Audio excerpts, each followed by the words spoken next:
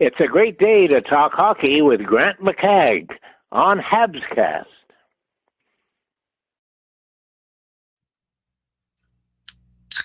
I am Cappy again.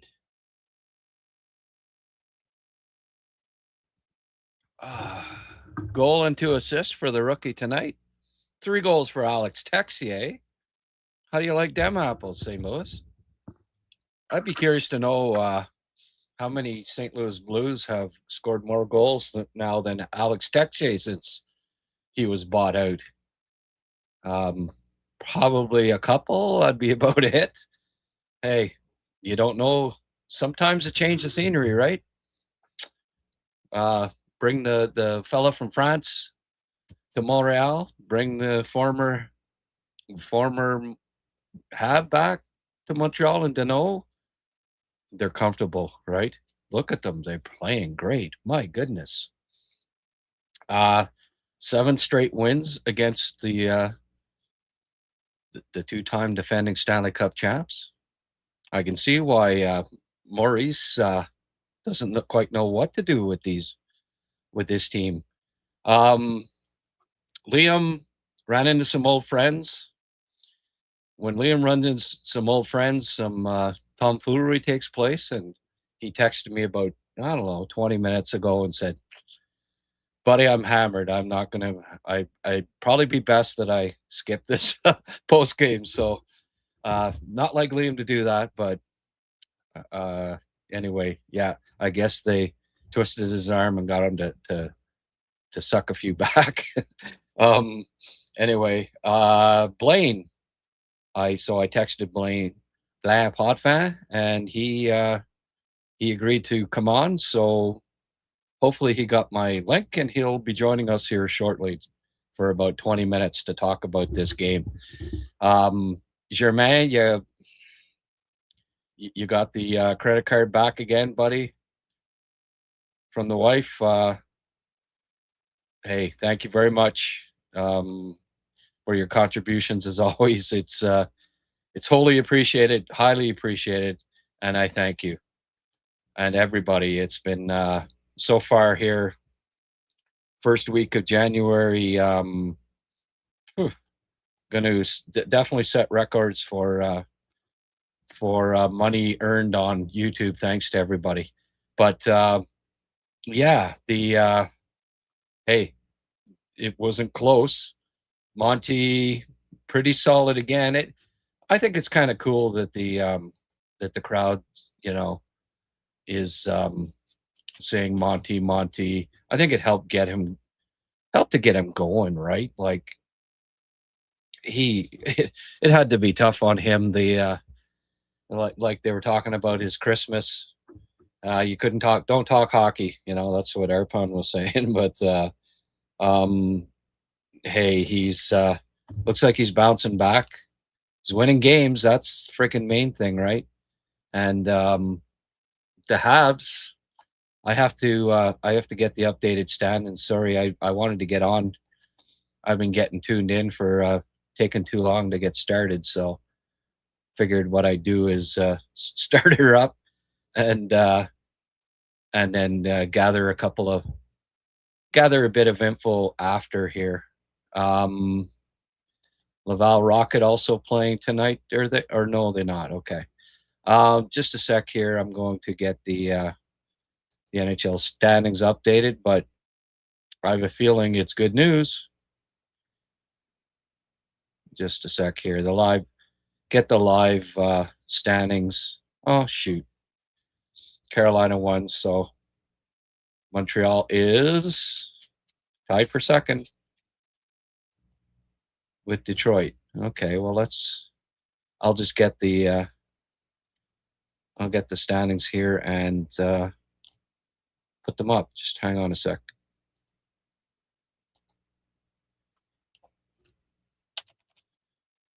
But Alex Texier with a hat trick. Can't say I expected 6 points from him in the last 2 games. I guess for now at least he's fitting in okay on that top line, right? I mean, what was it, 2 days ago we were saying, geez, what are you going to do about top line, and Texier all of a sudden says, "What about me?" Just a sec here. I'm going to download this. I see that our friend Blaine is here. Just hang on a sec, Blaine, and I'll bring you on. Yes. Oh well, don't give that face, Blaine. Mr. Potvin, comment ça va? Oh, pas si mal, et vous? Eh, man, way bon. Cappy, 3 points. I'm always happy. Happy for Cappy. I think I thought we were his doing first... like a French episode because Texier scored a hat trick. Yeah, I know. Well, I did make it my thumbnail, defying the odds. He is. So I guess till further notice, I guess he is the answer on the top line. For now, at the very least. He even he even like what may have impressed me more than anything. I mean, he was right place, right time, all 3 goals, really, you know. Like, I mean, it wasn't like fabulous 3 goals, but hey, right place, right time. He still had to put him in the net. And but he was a little bit physical tonight too. Like, there were a couple of times, and that's something that may have impressed me more than anything. Like, sure, getting a hat trick's nice, but I like to seeing that part from him, because he's got to be at least 6'2", eh? Like, he stands out on that line as being pretty tall. He looks like he's 6'4" playing on that line. He looks like he's 5'10" wearing platforms. Well, yeah, exactly. I mean, he's not the thickest guy in the world, but he's got decent size, good length, and he's never been noted for being rugged, but no, if he can play with at least a little bit of oomph, that's it's only going to help his game and give him more space, right? As long as he's playing with speed and going anywhere near the net, he'll do fine. Yeah. I don't think he's the long-term solution or anything, but you can't argue with the results right now. 6 points, 2 games, a hat trick tonight. You needed him to step up. Boom, stepped up. Well, I mean, at a cost of $1 million and no assets? Yeah. Filling in on the first line, I mean, that's not bad, right? Yeah, and he's got, 14 or 15 points in 20-ish games? He's doing okay. Not too shabby. No. I was looking up some stats. I was thinking, like, Clara Hughes, right, was she was in the Summer Olympics and the Winter Olympics for Canada, cycling and speed skating. Yep. What about Cappy and Texier after the Winter Olympics? Maybe they'll be in the summer for baseball. What do you think? Maybe. Yeah, they've got good swings there. I was impressed. They both scored. They both batted in goals out of the. Cappy's especially. That one was. That was nice. That was pretty nice. I mean, and it was more of a bunt because it was a short swing. You could do that one 1,000 times and not replicate what, I mean, top corner, the whole works, right? It was quite a goal. You see the look on Sla's face there, and he's hugging him. He was pretty happy. Yeah, happy for Cappy. But all of a sudden, I'm getting all these, the people coming out of the woodwork. It reminds me of after Slav got drafted. All the people saying, "Oh, you were right." And now I'm getting the, about Kapanen. But hey, it's Kapanen. I just give opinions. It's Kapanen that's doing it, and he's the one that deserves the credit. He's been, he's on pace for 28 goals now. Jacques Lemaire holds the rookie center record for the Canadiens, just to let you know how rare it is for a rookie center to score 20 plus goals, or even 25. No Habs rookie center's ever done it. and Jacques Lemaire was the last in 67, 68. Cappy now 26 points in 44, probably on pace for 49 or 50, 49 points. The Habs. I can take a look right now. Let's okay. See. He's Bring up to the calculator. 26 divided by 44. What's the point per game? And then times it by 82. And we got probably 48, 49. 49. Okay. Well, the Habs record is Pierre Mondu, 49 points by a rookie center. So there's a possibility. Whoa, and I mean, he's on 10 points in his last 10 games. So he's trending up. Playing with those two guys obviously helps. Yeah. But if he hits 50 points and 25 goals, thereabouts, he's going to hold the all-time Habs rookie record for center in goals and in points. That's not bad. I hope people can. The biggest part there, not just the offense, but he's playing well defensively and on the penalty kill. Well, that's it. Like it's rare. It's rare enough that you put up points like that, but to also be playing more than 90 seconds a game on shorthanded on top of that, he's there's only been a couple of rookie centers that have done that in the past like 15 years in the NHL. So, hey, he's looking good. What a bonus for the club that he's stepped up, and as the new regime comes in and Bergevin and Timmins leave them this gift. Hey, it's a bonus, right? Because going into the year, that's what everybody talked about was they needed to find a second line center. Where can they get one? It's how much? Who are they going to have to give up? Blah blah blah. Well, they may not. They may not have to look at anywhere. They may have found him. Yeah, and then you got Hage on the up and coming, who right in about a year or two could be competing for that spot. So one is on the second line, one's on the third line. Suddenly have three scoring lines, or three threats. So it's not that bad. They may still make a trade, but what Kapanen's providing management right now is the luxury of patience. They don't have to do anything. Right. Well, and Hage, I think, it's possibility he goes to the wing too. And Exactly. Jarosky's also playing center, so it's great to have all these options, right? And you just may the best men win. They'll play in the right spots. Hage, like I could see Hage being on with Suzuki and Caulfield personally. He created a lot of his offense. Yeah. He created a lot of his offense on the wing, and especially on the power play and stuff along the wall. And given that he's had struggles in the faceoff dot and stuff, maybe and not. He's certainly not in Kapanen's league right now defensively, and no NHL coaches, they want that's why Cappy's got this spot first and foremost is because his play away from the puck.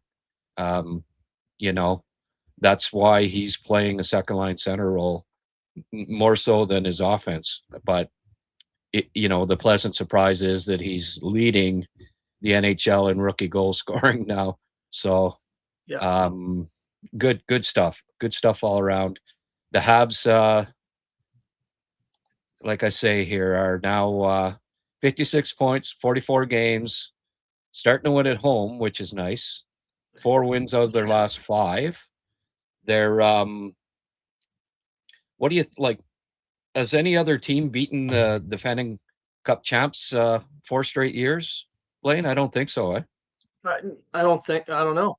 Or 7 straight wins. Sorry, I mean that's something else, isn't it? And it's not like it's they're just eking out wins either. It's not lucky bounces going their way. Yeah. Most of those games, they dominated the games. Yeah. I mean, the Florida has some players out. Marchand got the So do the Jack Eye Canadiens. flu. Got the Jack Eye flu there yesterday, and unfortunately wasn't able to go tonight. What's that? I would catch that flu too. Yeah, yeah. But hey, I thought Carrier had a very solid game tonight. It was one of his better games, I think, recently. He's now got points in 3 straight. He's starting to join the offense a bit more too. But I liked his play in his own zone as well tonight. I thought he was quite solid tonight.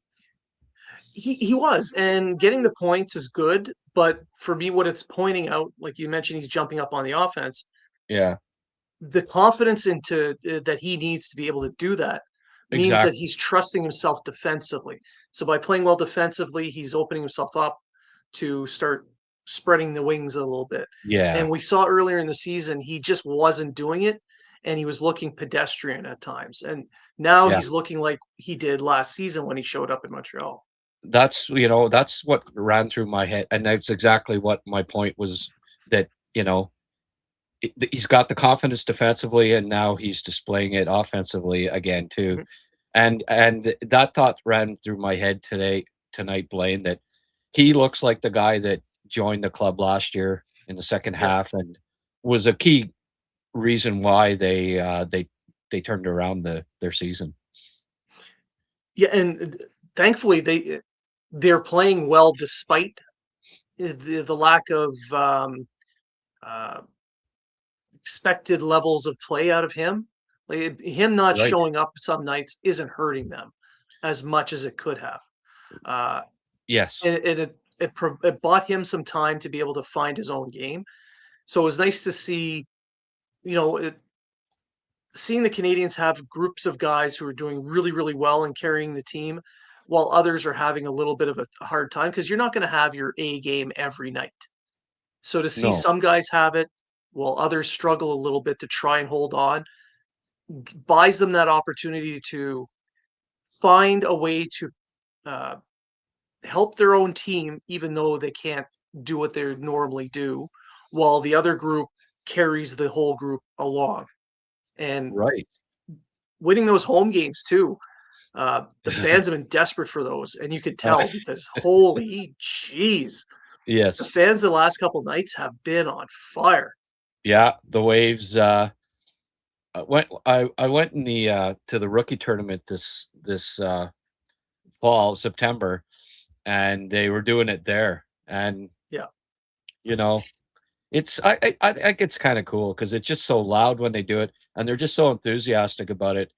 And in it's different, I think, in an arena than in a stadium too. It's just because you got the roof on and it's so loud, and it's just they kept commenting on it. The commentator just saying, "Wow, this is the best arena in the world," and even Kelly Rudy was saying it last night, and obviously Kelly's been in every arena for 50 years, so that's a compliment coming from that guy, and it's pretty neat that they're just such an exciting team.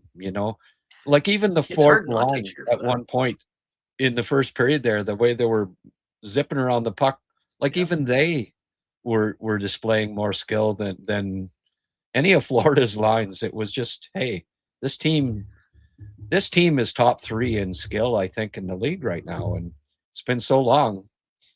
You'd have been and they're still growing. Oh, you'd have been in diapers the last time that happened, probably, Blaine. It's been a while. So what, like last week? Oh shit! Sorry to hear that. No, it's seeing the fans get all jacked up like that, excited and putting on a show because the players are putting on that show. A lot's been made out of Montreal having great atmosphere, but you can't tell me that other players in the league aren't coming into that city and playing in that rink and seeing that and not thinking, geez, I wish I were a part of this. Yeah, for sure. So you got an exciting young team, a great atmosphere, management that's willing to, give the players, those the little candies, the little cookies on the side that, yeah, sure, they're asking you to take a little bit less, but they're willing to give you other things in an A1, in the, the cream of the crop type of uh, organization. I mean, that's the stuff that really sells to players who are looking for a new place to play or a new contract. Like Danault, when he wanted to leave LA, he's just looking for a new start. He comes to Montreal. He is not the same player he was at the start of the season. No, definitely not. Well, they wouldn't have friggin' bought him out, like, like, Yeah. Like, you're really sucking when a team buys out your contract.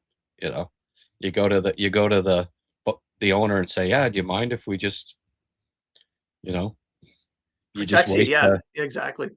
waste $4 million or whatever? No, please get rid of him." And he's your happy Cappy. Yeah, he's getting paid by another group to play in Montreal right now, and it's hilarious. Maybe Grant can Oh, sing Jesus. "He's Your Happy Cappy" to us. Please don't. He's your happy Cappy, so he's a happy Cappy. Keep your hubby happy. What, like the Wilma Flintstone Happy Hubby one, or is that?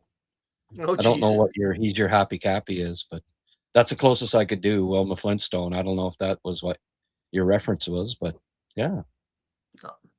I'll thank you. Who is that? Bam Bam? Is that Bam Bam that asked that, or? Yeah, I don't know, but this guy's Cappy anyways. I'm pretty Cappy for happy. Happy for Cappy, Cappy for happy. Either way, I'm happy. So let's have a quick look at the stats here. On a serious note, Log's End. Matheson back to 26 minutes again. Old habits die hard. Weird. And Arber back to 8 minutes. I guess he had to pay for Struble getting burnt on that rush. I don't know why you'd penalize Arber for that. I thought Arber was solid again tonight. It was Strubes with the it's happened a few times now this year, Blaine, where he gets burnt on speed to the outside at times, right? His pivots. Yeah. And I didn't really see that too much in the past. I don't know what's going on with that. I've been noticing that when they are trying to burn him with speed to the outside, he's trying to readjust, and when he does his crossover to switch from back to forward or forward to back, it's almost like his hip gets caught on something. I Yeah, think there's something going on physically with him that's yeah. slowing him down because he's not skating like he normally does. Well, no, yeah, that's not like him, and he doesn't. It's been one of the fortes of his game in the past, Yeah. really. And yeah, I wouldn't doubt it because it's been surprising. There's a hitch in his pivots right now, and I don't know what exactly is happening there. But I mean, when Gooley comes back, it's Arber's going to be in there. I'm pretty sure as the for the time being at least, and Yeah. maybe as ice time goes up too, right? Because the fifth defenseman will still be somebody that they really rely on, and that's likely to be Carrier, like a third pairing of Carrier and Arber, and hopefully maybe Arber's getting 12 to 15 minutes then at that point. And the other guys like Matheson's not getting 26 anymore. He's down to, 22. The big maybe. four are all getting around 20 to 22 minutes a night, right? I think that would work out better in the long run. And I think you're right with Arbor being probably the guy they go with because they got Detroit Saturday, who play a little bit more of a meaner style than Yeah. they're usually known for. Then you can go to Struble when Vancouver comes to town. Yeah, platoon them. Give them a little Yeah, break. yeah. And then you got Washington and Buffalo on the road. Both of those teams play a pretty heavy-handed style against Montreal. So you can put Jack Eye right back in. So Sure. again, we're back to that rotation on who do we play? Well, we're going to put the guy that we think fits best. Right. Engstrom back to sent back to Laval. That made sense. It signals that the Goulie's probably playing against Detroit, right? Yeah. And do you think that they pair him with Lane and he plays on the right? Goulet? With the way Lane's been playing, you don't want to move him. He's Wow. he's superstar level player at this point, playing on the left side. I think what they do is they bring Goulet in, maybe play him on the third pair Maybe. to start the game on the right side, and then ease him into the second pair. But he Yeah. should play on the right side if he's playing Yeah. with Lane. Yeah. Or even play him on the left and Arbor stays on the right because he's been not too bad on the right, and keep Carrier and for now keep Carrier and I mean Hudson's doing this with Carrier as his partner a lot of the time. So what was the stat? Sixth best scorer since he got switched back to the left side, and leading the league in plus minus. Yeah, sixth best scorer in the league, not amongst defensemen. Yes. No, in the league. Yeah. Sixth best scorer in 19 games or 16 games or something like that, and plus 19, which is the best in the league since he went back to the left side. So you may not want to tamper with that, folks. No. And with Detroit, having a couple of days off between Detroit and Vancouver at home, you can play Goulet on that third pair, right, left side, doesn't matter, without having to worry about moving him up. You can stick with what's working so far, because they've scored 10 goals in the last 2 games at home. You don't need to mess around with that. No, exactly. Yeah. It's looking good. I mean, and I don't think you can mess with that second line right now. No, you don't touch that at all. I mean, 14-6-4 since Slav moved to that line. That's a .667 win percentage. Now, before that, they were 11-7-2, which is .600. So that's a significant, that's a difference between being basically around 7th, 8th in the division and fighting for or 7th, 8th in the conference and fighting for the conference lead. So, and I mean, all of them are producing. Slav's had his best 22 game stretch of his career points wise. So, Kapanen scoring, Demidov scoring, it's working. So, but the main thing is that Slav's play overall. Yeah. Oh, he's for much sure. better overall, barring the points. Some great defensive plays again by him tonight. He's just every night he's coming back and he's making really good plays. I'm a little surprised that all of the injuries they've had, because I think Slav could be playing PK right now, and but even they put Texier instead of him even on the PK.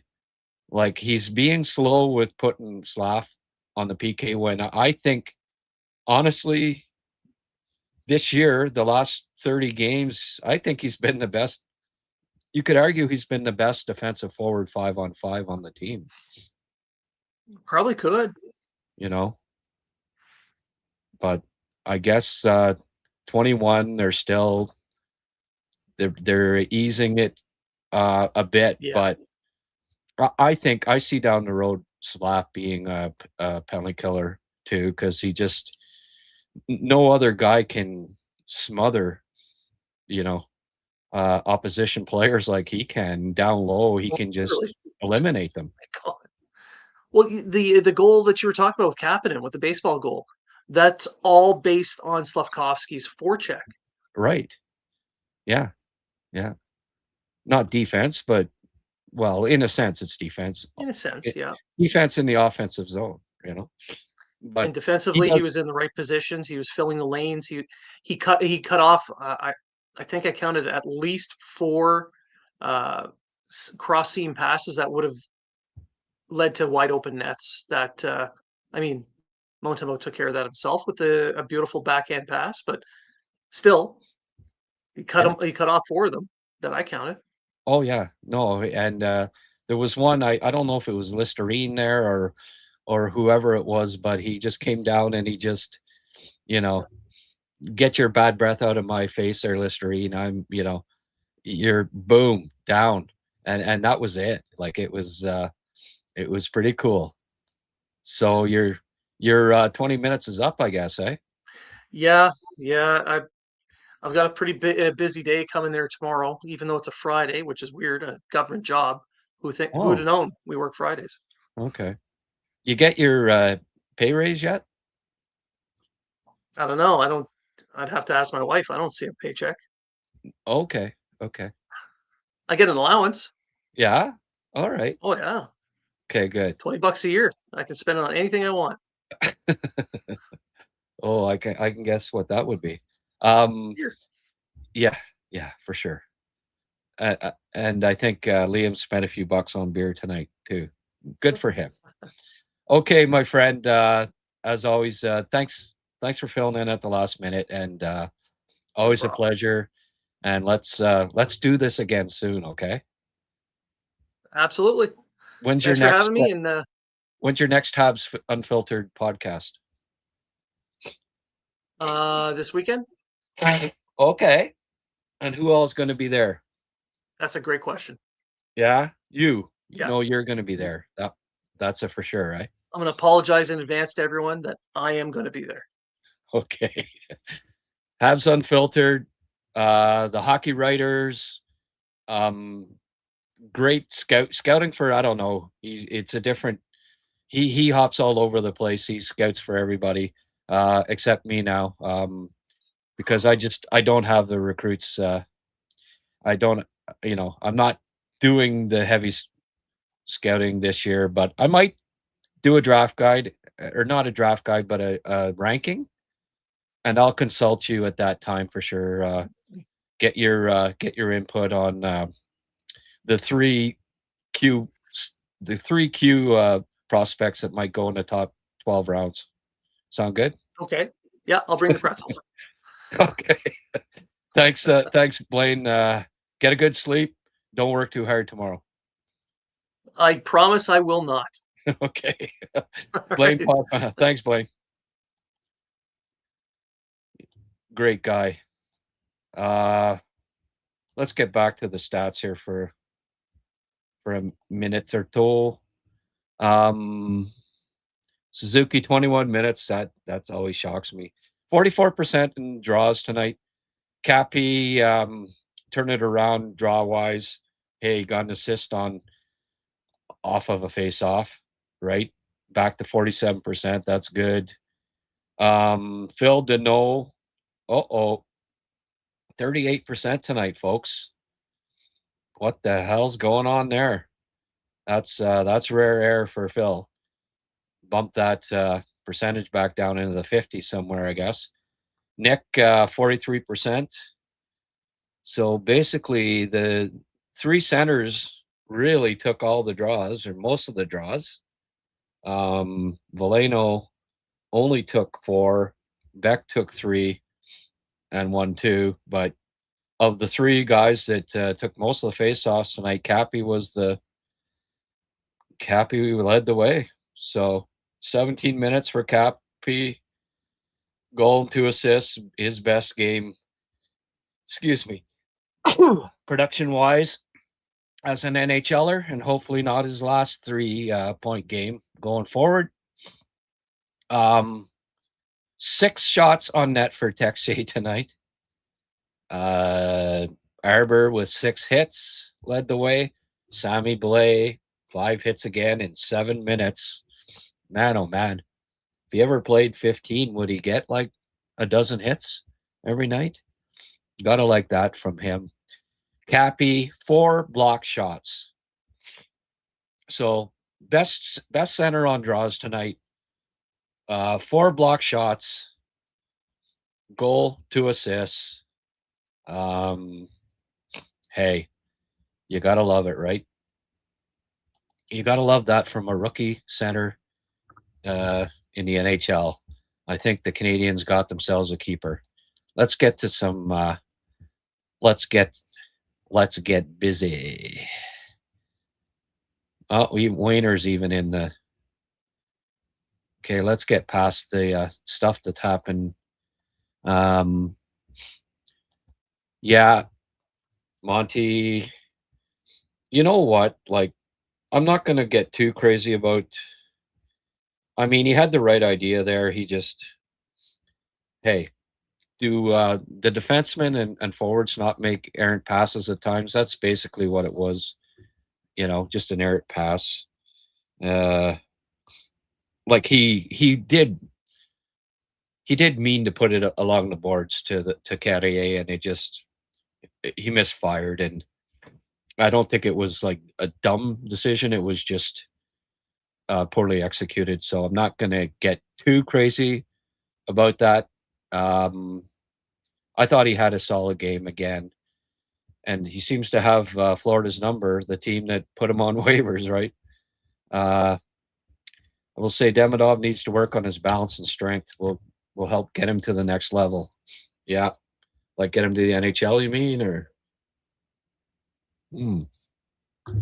Oh, hey, it'll all come for Demi. NHL, right?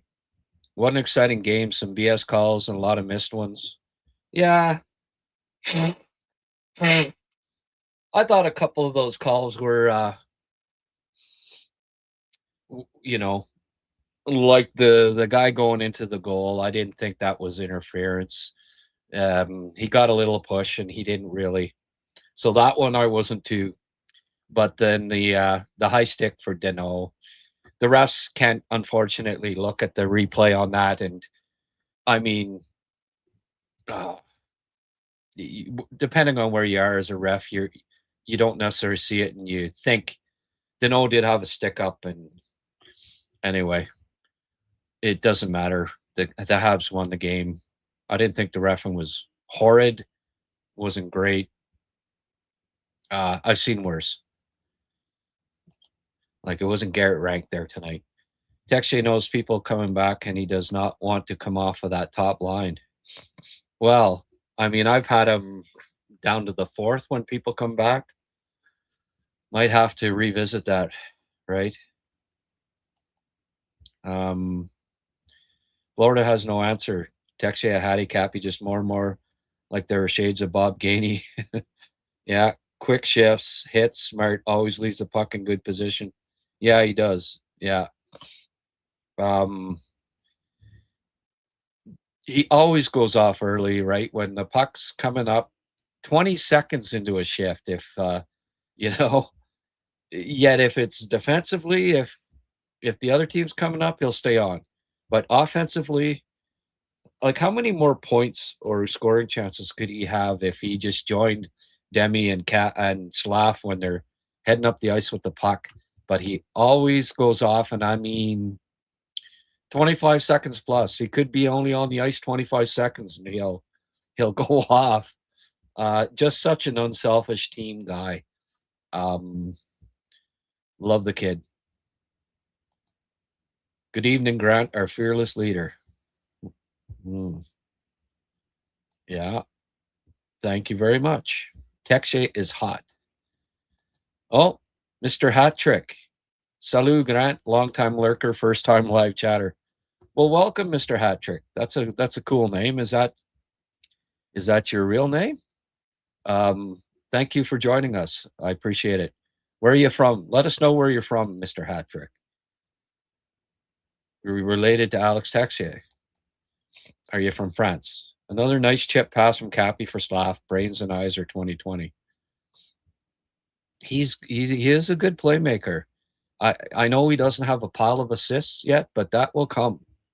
That will come as he gets more comfortable and used to the speed of the NHL game and space. You'll see. I think he can be a 30 assist plus man. Yeah. Yeah, Maurice did say that. Like, he hasn't got him figured out yet. Holy crap, the team is rolling. Thought Matheson made a bunch of nice plays. Matheson is leading the NHL in shorthanded time on ice, which I think is just fantastic. How cool is that, right? And what else did I see? Oh yeah, I got another stat here. I don't know. This one's pretty cool. I don't know if it's still the case, but Noah Dobson, shots blocked by players, 106. Pareko, 105. Jake McCabe, 104. Faber, 103. So how many years has it been since Canadians were like at the top or right at near the top in so many different categories, be it rookie goal scoring, rookie points, block shots, points by defensemen, on and on and on. It's just salad days. The salad days are here, folks. The way they're playing, they could be 2 or 3 heavy players on bottom 6 for playoffs. What do you think they do with Doc, Newhook, Anderson, etc.? Yeah. It's funny, when Pierre LeBrun was on during the intermissions tonight, and they brought up the name Blake Coleman, and I got thinking, right, you know what? There's a guy that if he is available, that the Habs, it might be exactly what they're targeting.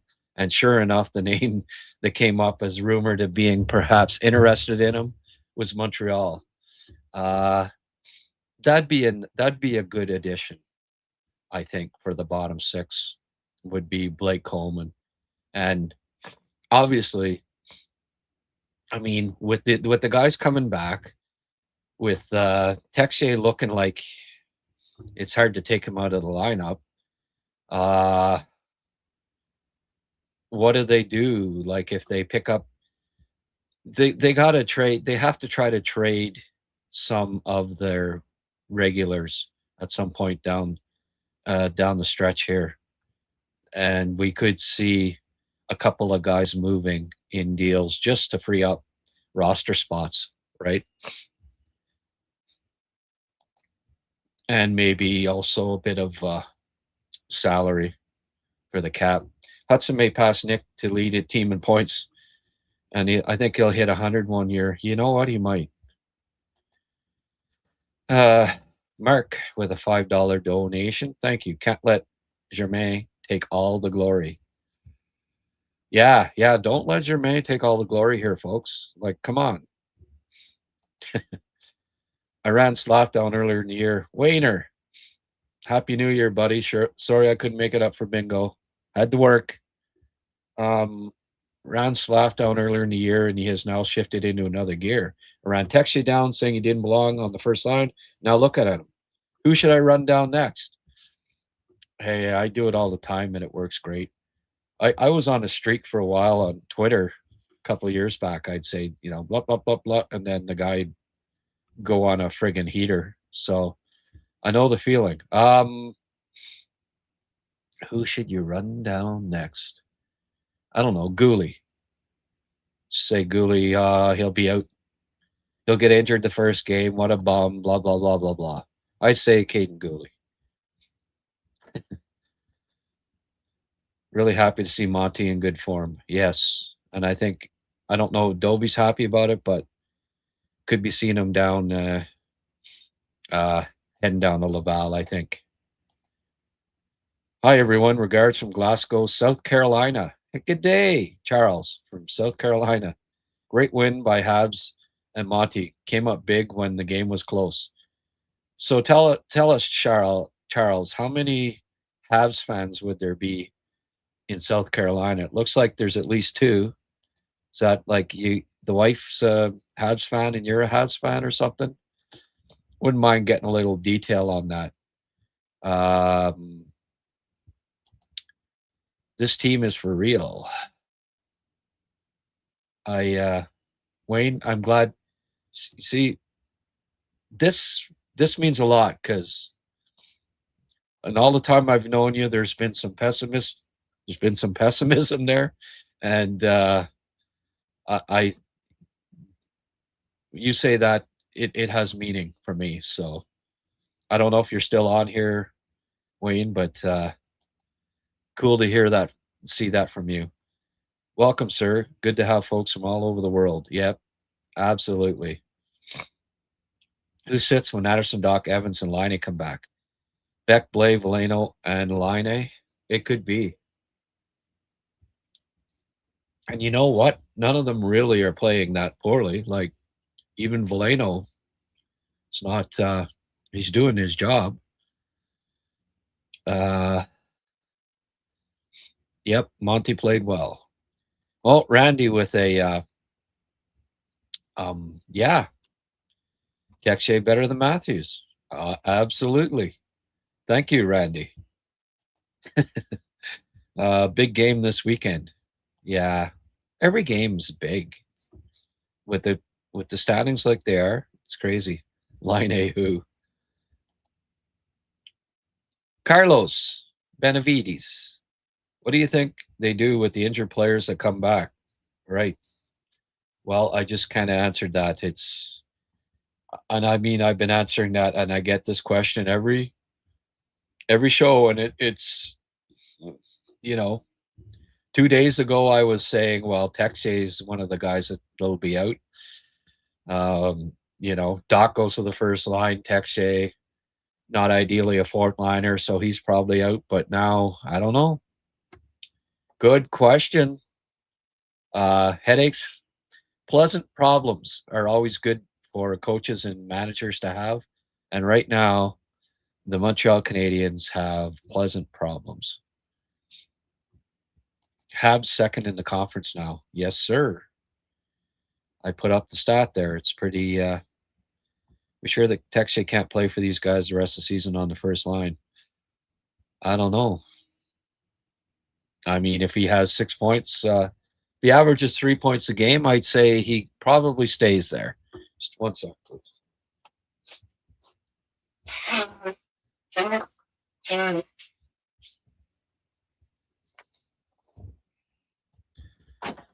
Dealing with some nasal congestion, folks.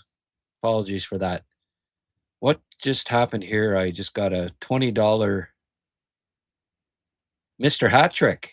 Oh, boy. Have some donation catching up to do with the guys. Thank you. Thank you very much. Hey, guys got the snowball rolling here, right? Thank you, Mr. Hat Trick, and double welcome to the crew here. We got to find one. I don't see Sheldon. I sent him a note there telling him that I got a little out of hand there last night, so hopefully he's back in a day or two. Sit out a couple.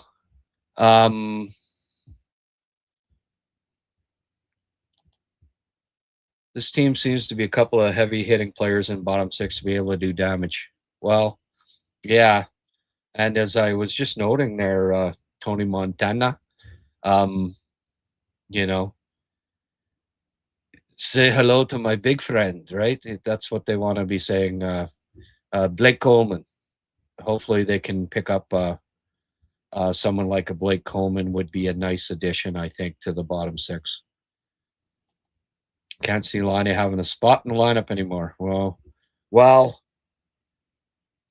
that second power play, something's got to be done with that. I don't think they've scored a goal.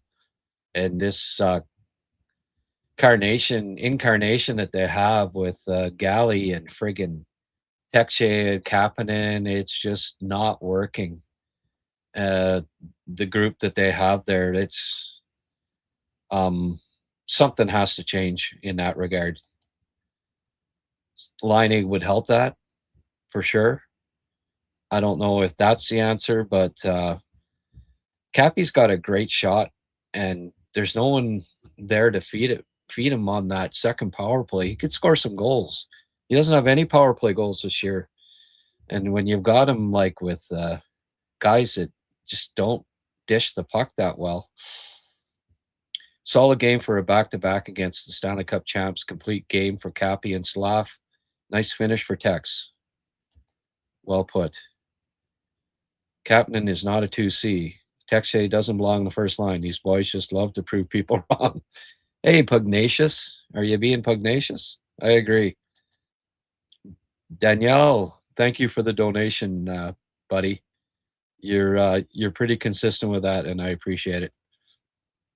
No, it's a new credit card. Oh boy. Hope there's a big limit.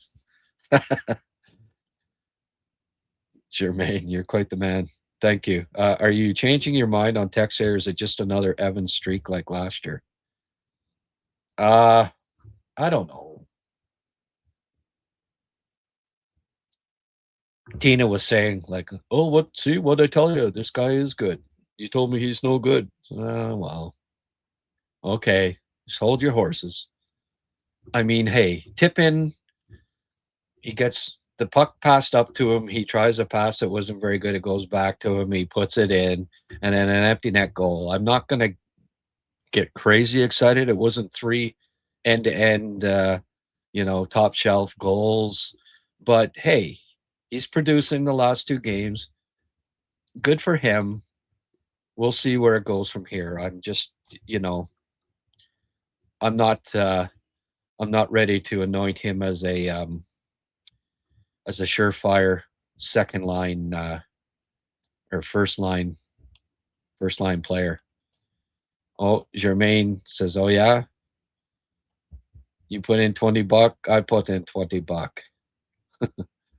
The old poker.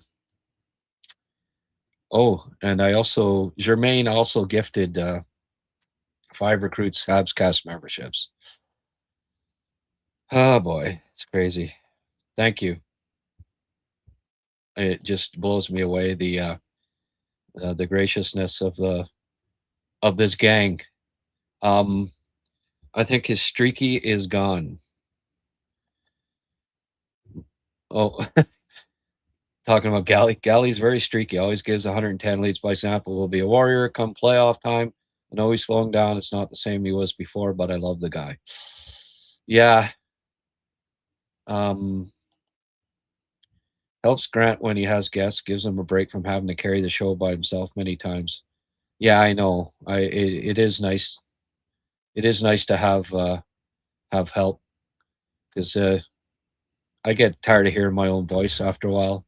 So I can just imagine what it's like for you folks. Can't hit, can't score, and is out of gas in 20 seconds. Yeah. All right. Well, hey, Galley, we'll see. He's not. He looks like he's a guy that's maybe out of the lineup when they get healthy and when they pick up a Blake Coleman, but maybe a couple players will get dealt at that point.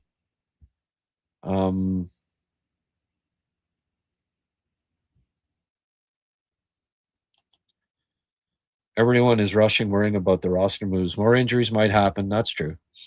The Habs have control of the timeline to allow Hughes time if he needs it.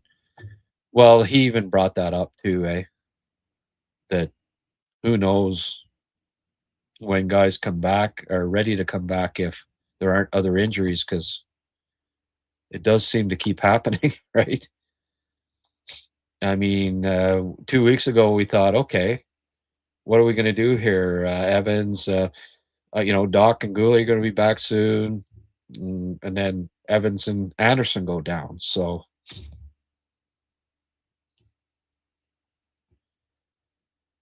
okay, I'm just going to skip on all the back and forth on Galley.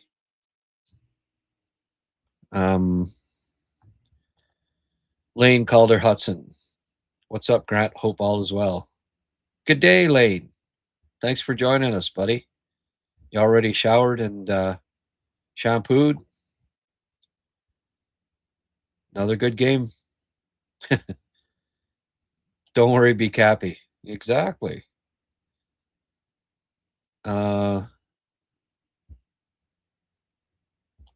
Germain growing the HabsCast community. Yep. Gifting memberships helps for sure.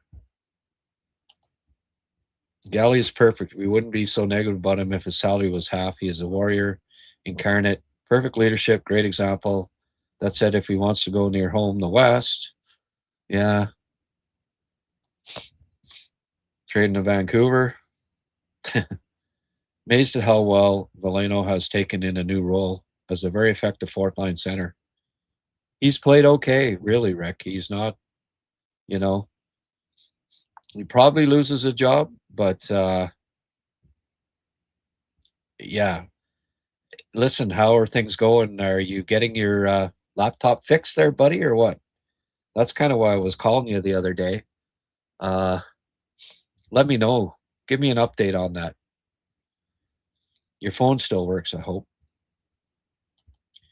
Veleno has impressed me recently. Yep. And as Mark says, good to have you in chat. Yeah, it'd be even better to have you on the show. Kerry's a good player, but he gets buried often, leaves himself open.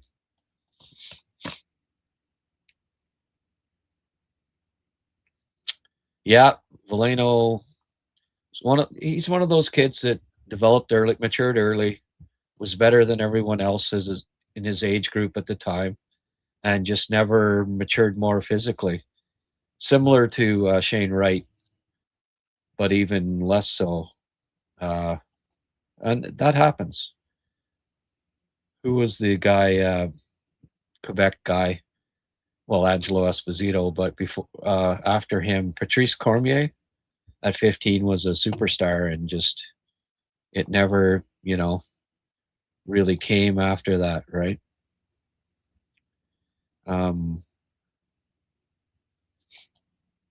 My offer of free tech work stands if you ever need it. There you go.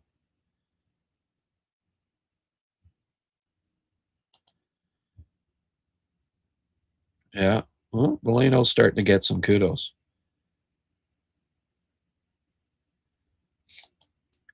Oh, we got a mod now? Yes, Rick. Take him up. Take him up on it, please. Quickly. Soon. Need you back.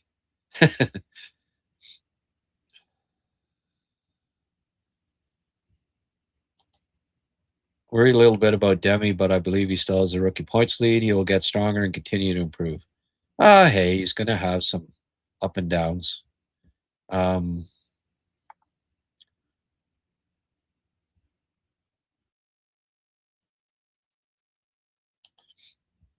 watching this podcast over the other, which I won't name, which I've been following regularly. You brainwashed me, Grant.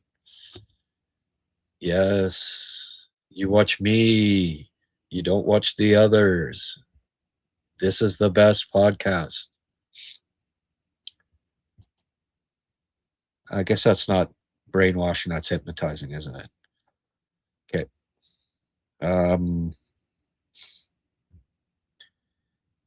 Demi had some weak passes this evening. No, yeah, but I'm not trying to find fault. After a great game, you will get stronger. Yeah, Demi, the last few hasn't been fantastic, but he's just turned 20 years of age, folks. Pretty exciting future.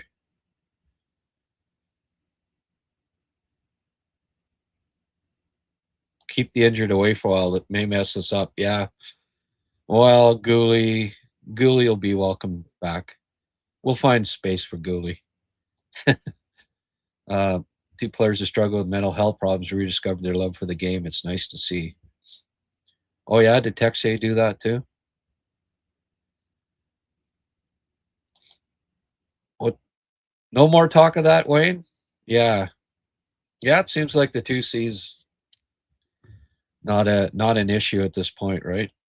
Thank you. I was getting tired of it. I think Marty is also doing a better job managing his bench. Come to think of it, wouldn't it be good to send Gooley down for conditioning? Yeah. Struble has a few grievous mistakes early, but he played better in the third. Yes, he did.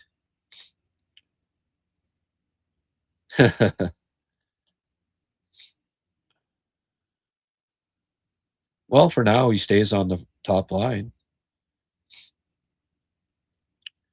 And yes, Mark, I was I guess maybe this came before I mentioned it, but Blake Coleman is a target. I like it. I think that's a good answer for the bottom six. Dock in, Blay out. Yeah, probably. I liked Blay's little toe drag that move there. Shot. That was nice. Yeah.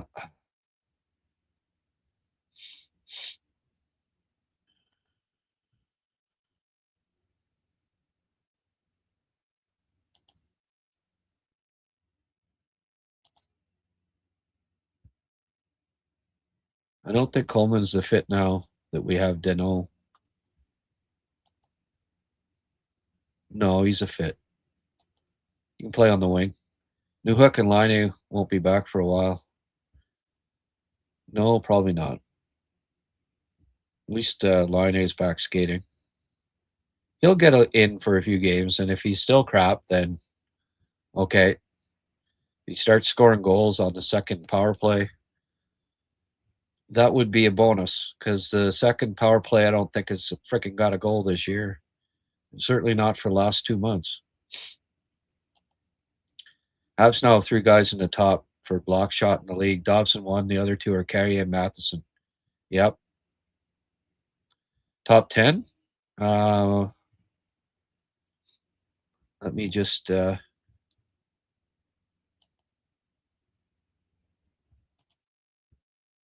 before tonight's game, they weren't top 10, Wolfie, but they're close.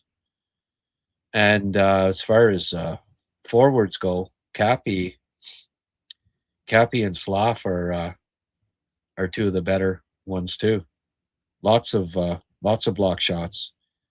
Cappy, I'd be curious to know among rookie forwards who is leading in block shots, but I wouldn't be surprised if Cappy's top 5.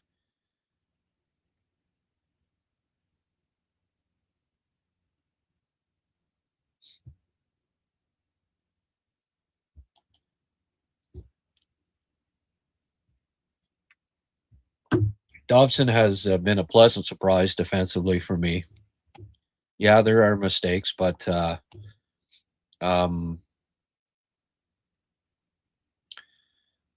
the shot blocking is such a big key. And I mean, it's tough to beat him one-on-one. You don't see it too often, do you? Unless there's a trade I can't see bring in a new player cap-wise. Well, that's what it would be, a trade, and you'd have to get rid of some contracts.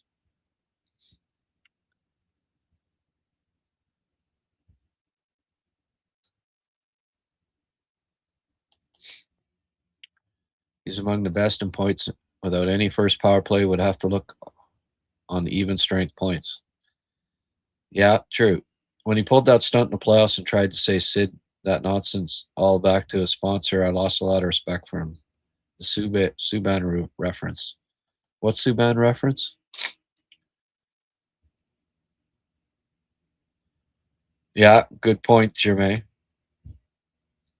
All players that you probably saw one point or another. All our Habs who have left us probably very happy to see this team. Well put. This team has the rebuild in overdrive. Right on, Wayne. Power play was disappointing again. Seems like opponents have understood they have put pressure on players to reduce time and space. We need to adapt.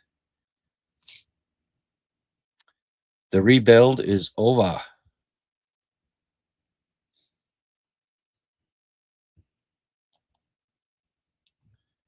My boy Cappy looking better and better. Yeah.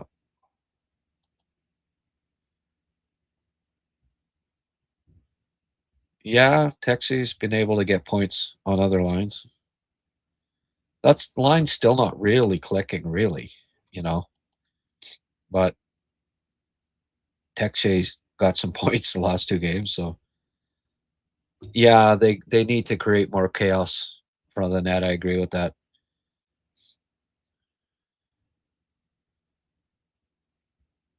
Too many pretty passes on the power play.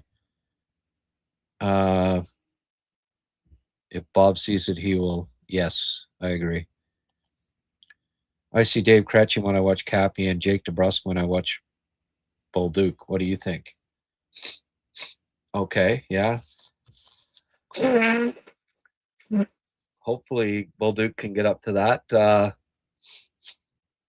I mean, Krejci was what, 5'10", 5'11" at most, and Cappy's 6'2", so there's a little difference there. But I see more Patrice Bergeron than David Krejci actually. With if you were asking me a Boston center that it has some similarities for me, it would be Bergeron.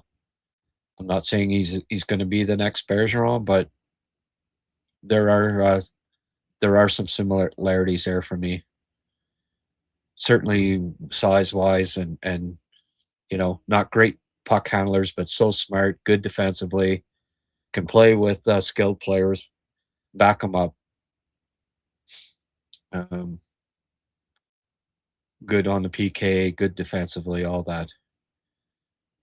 Not an 80-point scorer, but really good. Help you win. Fourth line's puck movement. Yeah, I mentioned that, Mark, that they were zipping it around there. It was pretty cool to see. Yeah. Dobson tied for 6 among D-man for goals and also points at 5-on-5. Number 1 for block shots. Yeah. He's just not physical for his size, so some people don't like him. Turns over the odd puck, but believe me, he was a solid addition, a good addition. Isles fans haven't been chirping nearly as much the last month and a half, eh? Heineman certainly cooled off. Kudos to the supporting players too.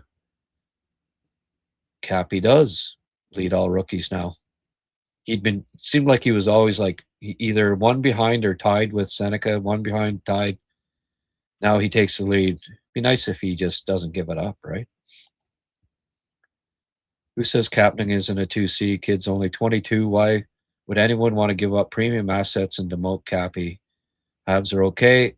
Wait to make a trade. Yeah, that's the part of it that I Oh, Molly, you're from London, Ontario? So right now you don't think the Habs need any other players via trade? Oh, that was for Blaine.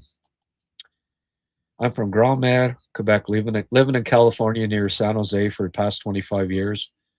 I have the privilege of watching Celebrini play every night. By the way, my first beer was Lauren Teed at 13. Oh, my goodness. Yeah. Cans of Lauren Teed.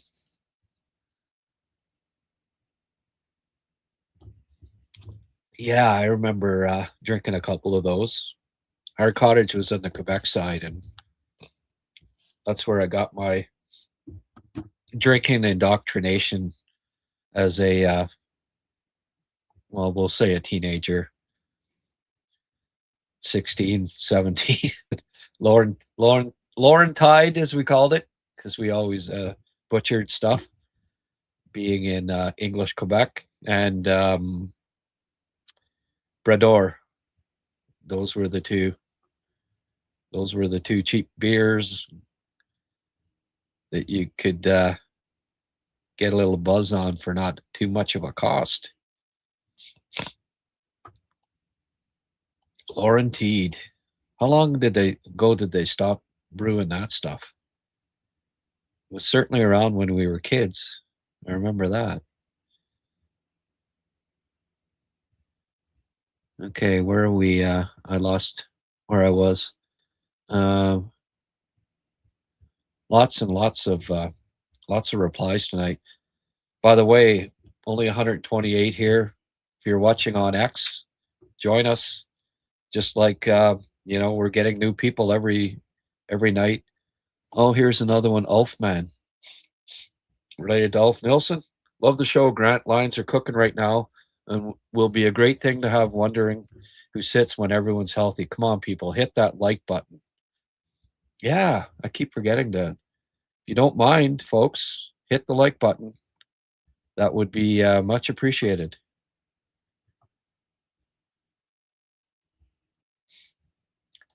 I like Arbor more and more. His grit will be needed in the war. That's the second season. I absolutely. Mr. Hattrick, you lived in Ottawa for 8 years when Sens re-entered the NHL. So you know my neck of the woods. Okay. That's pretty cool. Frank Finnegan. He's from my hometown. He was Ziegler said like he was the biggest reason why he went to every friggin' meeting, and he charmed the hell out of Ziegler, and it was, you know, I mean, he was an original Ottawa senator and quite a cat, and he'd show up and he's in his like 80s and charmed the hell out of Ziegler, and he was a big reason why, to everyone's surprise, Ottawa got a NHL team back, which they friggin' should have never lost.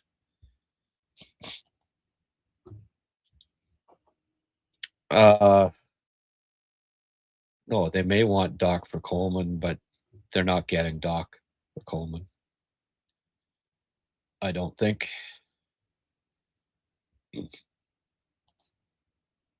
Thanks, Elfman.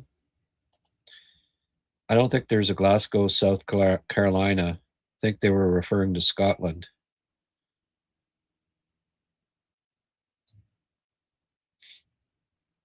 Oh, yeah? Did I miss something there?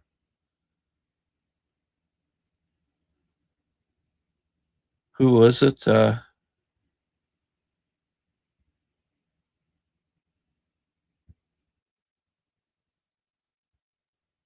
Was it, did say Glasgow SC? And it's, so SC being Scotland? Okay. Wow. Glasgow. Well, I hope it's Glasgow. That's pretty cool.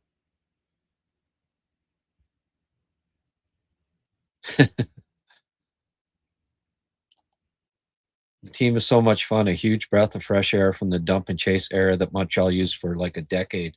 Oh my goodness. I know, eh? East won the first 3 matches versus the West so far tonight. This is getting redundant. Yeah, except apparently Colorado's demolishing Ottawa. I guess that's not a surprise, right? I'll check the out of town scoreboard tonight here. NHL 8-1 Colorado is beating Ottawa. They need a goalie, don't they? Seattle is losing 2-0 to Minnesota. Columbus up 2-1 on Vegas. 8-1 Colorado. Well, I know Tina's not watching that game anymore. Her Sens are going down. Nashville beat the Islanders 2-1 after a shootout. Jets lose again. Edmonton won 4-3. Friggin' Detroit won 5-1. Leafs are starting to come on. They beat Philly 2-1 in overtime. Pittsburgh 4-1 over the Devils, who can't seem to friggin' score. Habs 6-2 on Florida. That's nice, isn't it? Boston beat Calgary 4-1. Buffalo over the Rangers 5-2. The friggin' Sabres are rolling. That Atlantic Division, there aren't any weak sisters, really. I mean, other than friggin' Ottawa right now with no goaltending. They were on a roll, though, before that, so unbelievable. Carolina won 5-2 over the Ducks. Ducks are coming back down to earth here a bit. Seneca with an assist tonight. No goals, though. So Cappy, all alone. He's got the goal-scoring lead. I'll go for a little while longer. The young lad's home tonight, and he had to leave the gaming room for me, so I won't make it too long, too late tonight. Yeah. Yeah, cheaper for Germain just to sponsor. That's funny. Power play 2 will be fine when Doc and Newhook return. Yeah, well, I hope so. Cappy, Doc, Newhook, Texier, Dobson. Right, but I don't know. Line ain't look good on that power play. If I'm not crazy about Newhook on the. He creates stuff when he's moving. When he's stationary, he's not a playmaker as far as I'm concerned. And by the way, folks, speaking of sponsors, this guy right here, you recognize him? Big, thick tree trunk legs. That's Yvan Cornway. What's he doing with a hockey stick with a bunch of lumber behind him? He was at Logs End. www.logsend.com. These guys reclaim logs from the Ottawa River, turn them into the most beautiful friggin' wide plank flooring that you'll ever find. And they're the go-to place if you want flooring done. Please go to the website, get a quote, check out all of their products. They're fantastic, great guys, hockey guys. Used to own the Nepean Raiders. The founder was a goalie played with Marcel Dion. He was at the famous St. Catharines Brawl in Quebec City, where the thing got canceled, the whole series. Guy Lafleur against Marcel Dion, the whole works. Great story, great guys, great product, great company. Logs End, www.logsend.com. Check them out, folks. And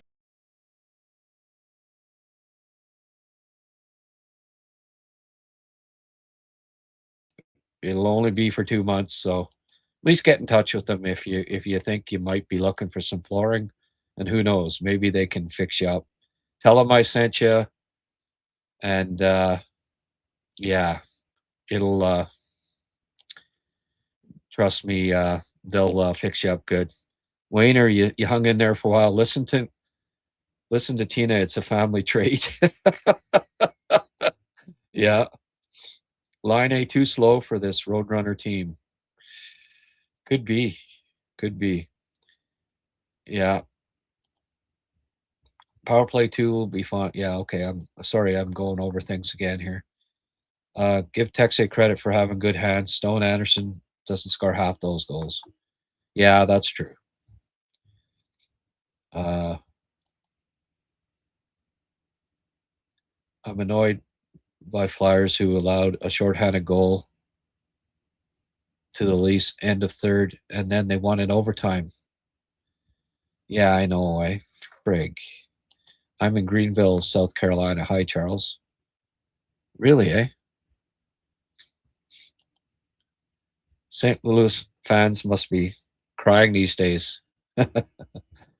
Yeah.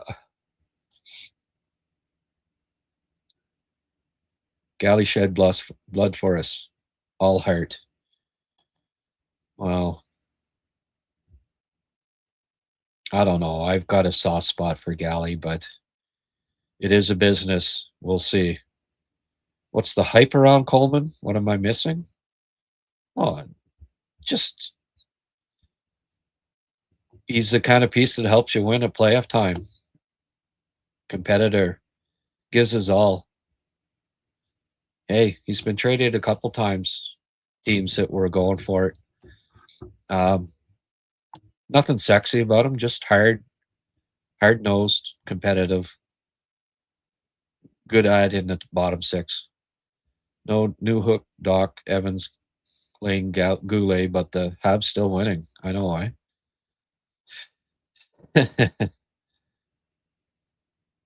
Yeah. When Goulet gets back, Struble sits. Yes, sir. We did mention that at the start.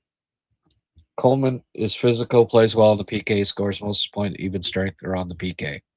Yeah. Do I think having Arbor and Carrier together would help deter players from crushing him so much? Yeah. You mean Carrier? Maybe. I want to see that pairing. Get Goulet up with Hudson. Those two together. I feel like we traded Barron for Texier and picked up Bolduc. There you go. Kreskin.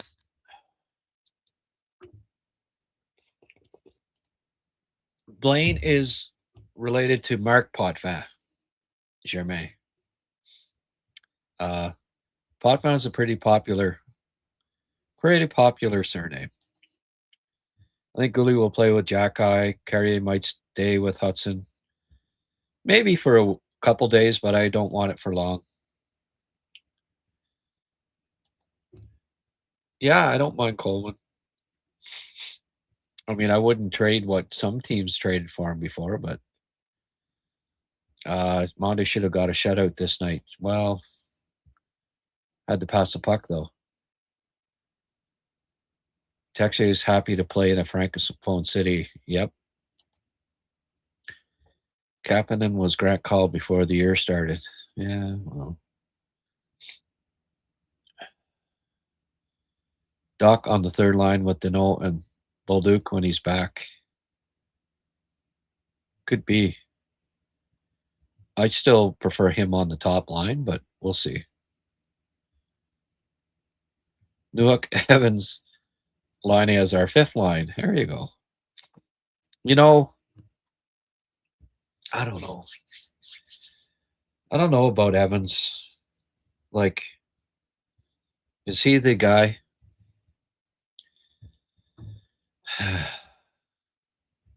He'd have to be, I don't know. He might lose his job here sooner rather than later. Good call, Grant, on Capman. You got a lot of shit for this. Who's laughing now? Yeah. Started following Grant for his hot takes, and it turns out they're never even hot takes. That's funny. Eric Fichot called Dobson a nurse.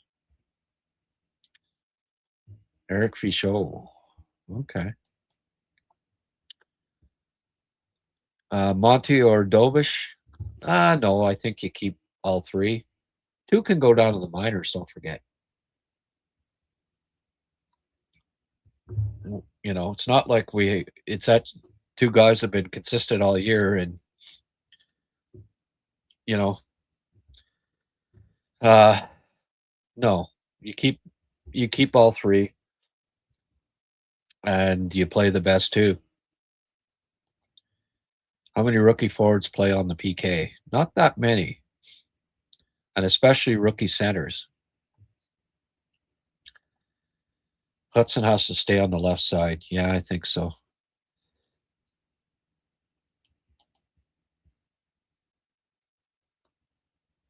Dobson's already blocked more shots than he did last year. That's impressive, eh? Didn't want to do it for Patty Roy. I haven't mind Sammy Blais on the fourth line.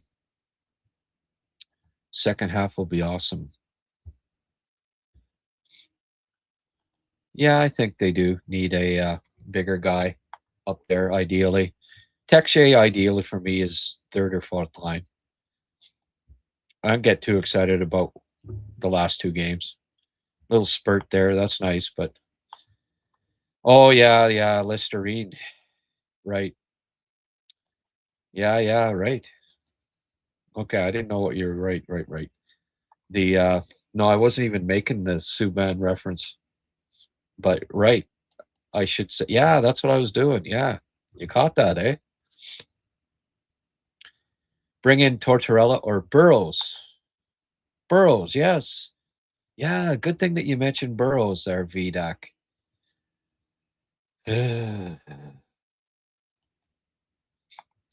Lane Struble, Mooney and a first for Jason Robertson. Yeah, I'm sure Dallas wants to do that for sure, man. That helps them win a cup this year, right? You heading off, Wayne? Thank you. Bye-bye. You're already gone. Long gone. Texier got 5 goals in 2 games. I know. Crazy. Allmark needs to get traded. Well, we don't know the whole story. There's lots of rumors going around. And Debbie needs to get going for the Calder. Yeah, well, Schaefer, I don't know. Schaefer's got goals are so important for voters, and a defenseman with 2 more than him, it it doesn't look good. Hughes replaced Savard for Noah Dobson on our decor night and day. Yeah, I know.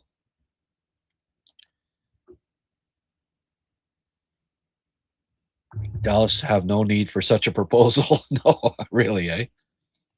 Pabst Blue Ribbon. Yeah. We didn't get too many American beers when we were kids. Thank God. Who do you think has a higher ceiling between Hudson and Demidov? I don't know. They both have cathedral ceilings. Take your pick. I'll see your lukewarm 50 and raise you a Dow tablet, Grant. Oh, Dow. There's another one. You're bringing back memories. Yeah. Warm Dow. Yummy. I think I remember them talking about it, but mind you, 3 beers in, I could be wrong.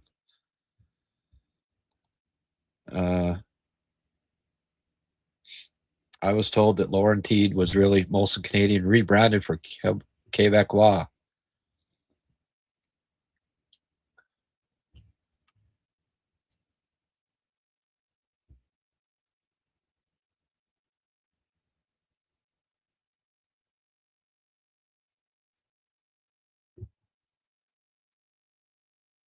Yeah. What the hell kind of a question was that? We're avoiding that one.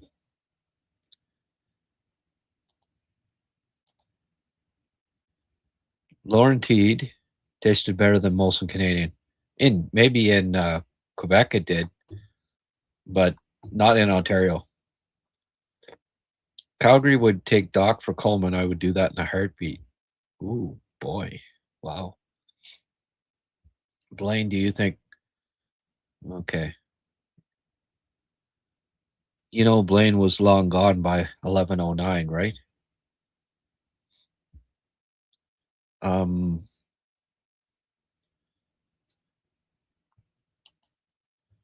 Monty for Brady Kachuk. Done deal. Yeah, he'd be. Tim Stutzla got fighting, is he? Yeah. Mark, $5. Thank you. We hit a bit of a lull there. All the freaking credit cards got taken by the Wives. I appreciate that, Marcus.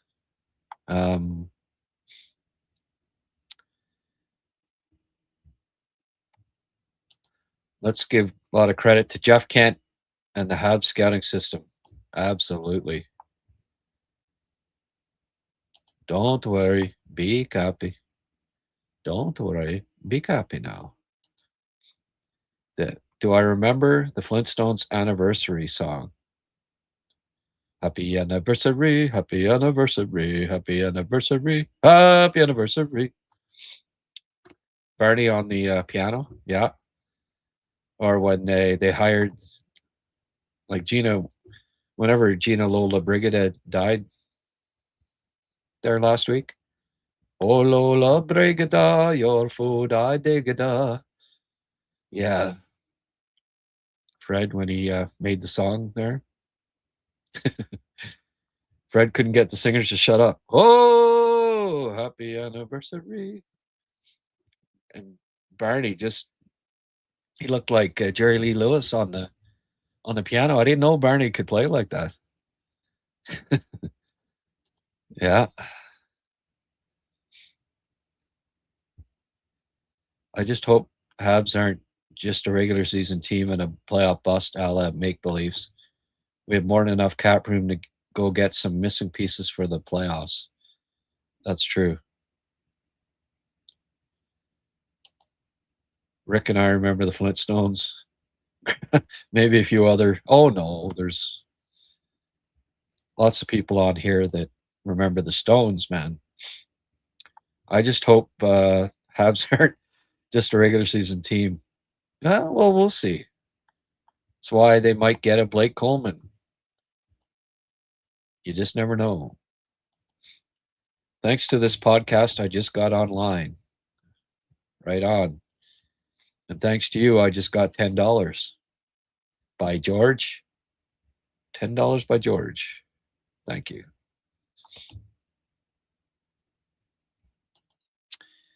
I bet you're a huge Wilma fan. Yeah. Wilma. Fred married up. We'll just put it that way. So Fowler or Monty Saturday. It was obviously a takeoff on the honeymooners to a certain degree, right?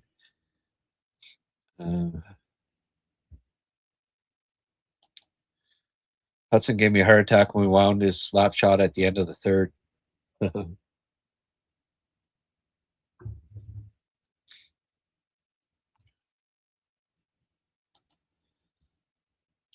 As long as they don't win the President's Trophy, I'm not too worried.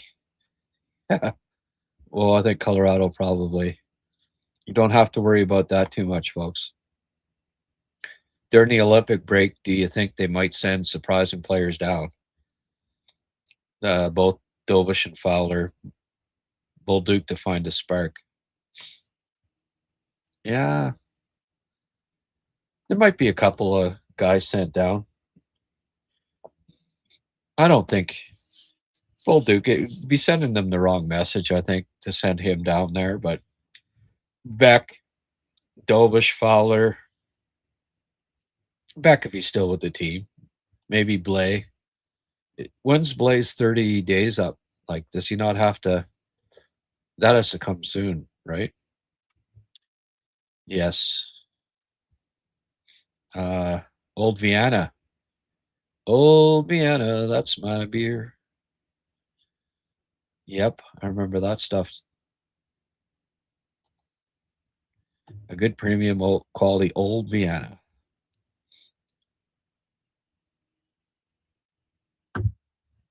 Oh, boy, yeah. You're bringing back memories. I came here for the hockey. I stay for the singing. Yeah, and the beer talk. And the HabsCast. Keep those donations going if you can. Maybe we'll get Grant to move upstairs and stay with us a little longer. You know, I could maybe do that. Move everything upstairs. Go for another hour, but I don't know. Folks want to hang around for another hour? It's only 11:30. It's not that late. Molson Golden, the smooth one.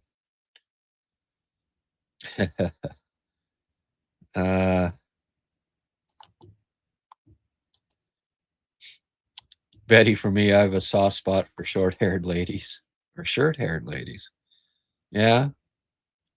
So you like Janet more than what's her face, sir? Suzanne Summers? Who starts in that next game? Dovish. Geez, Johnny, you usually wait till I'm like signing off before you ask a question.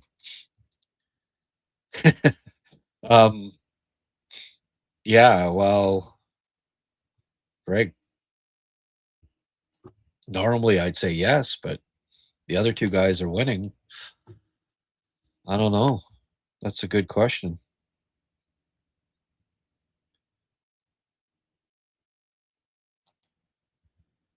Betty for me, yep, for sure. Florida were a playoff bust, but then got their opportunity for the trade. We may or not be there with some minor move. We'll soon see. Molson Golden. Oh, absolutely.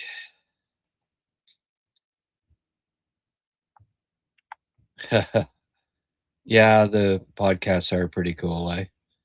Well, look, folks, 5 more minutes here. Well, 10. I've got 10 minutes worth of beer. Unless, well, I mean, hey, I can be bribed. I do admit that. Keep Grat till 2. I don't know. We only have what 100 people. Well, 100's pretty good actually. 106 people. Um,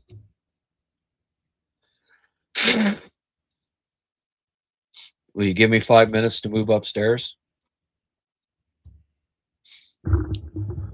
I'd have to just a sec here.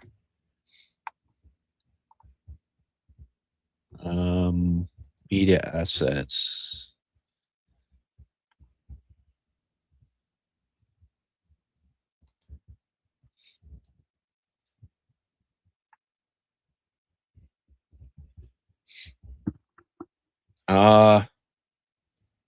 You know what? I'm gonna move upstairs for a half hour. How's that sound? Okay. So give me 5 minutes to get set up. And we'll do a little coaching. All right. See you in 5 minutes.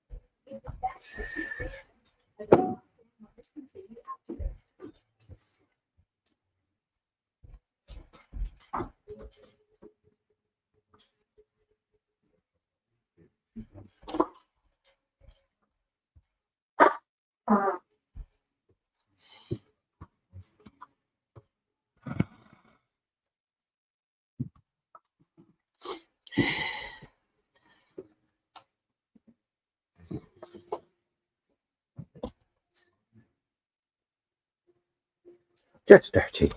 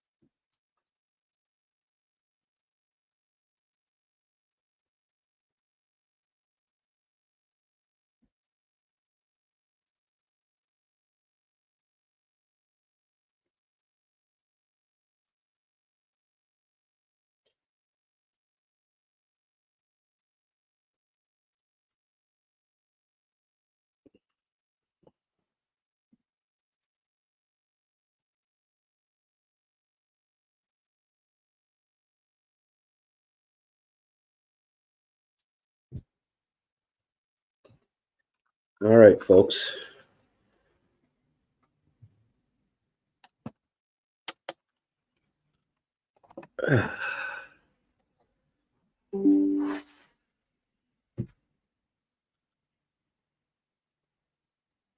Well, there you go, folks. I'm back. The things I do for you guys, eh? Let's go for another little while. Got a third pint.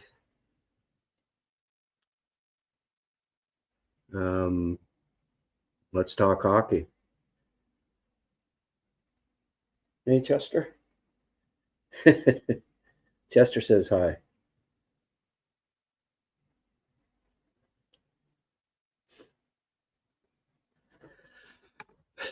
We rescued Chester from a kennel. He was a breeding dog, so he was in a kennel all his life up till 4. Anybody? One of the best dogs I've ever had.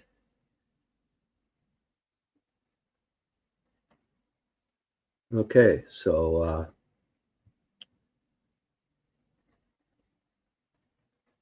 hit the like button while we wait.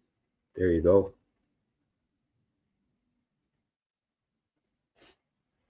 In all your years of scouting, what draft classes impressed you the most? Oh, you want me to go by memory? You think you're talking to Liam here or what?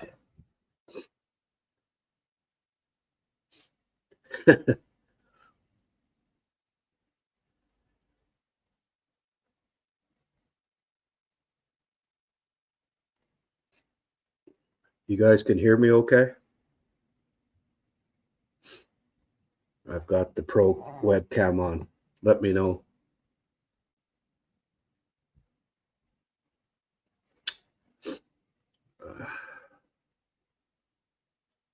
I mean, McDavid, Eichel, hard to beat that.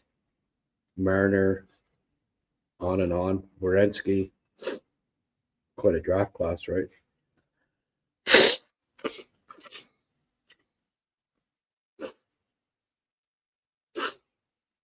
How do you beat that one? Prokhorov, Strome, on and on and on. But the best player of his of this generation, and then Eichel, who's pretty damn good too. I'd have to say that draft class stands out. What would you say, Mark? Barkov McKinnon was a good one too. Seth Jones. Not sure Jonathan Drouin deserved to be in there, but was that Elias Lindholm too? I think went 5 that year. Oh, there have been a lot of good draft class.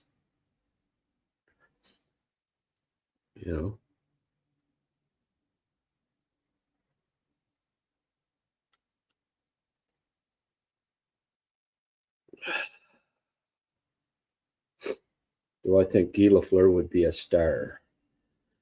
I should have blown my nose before, right?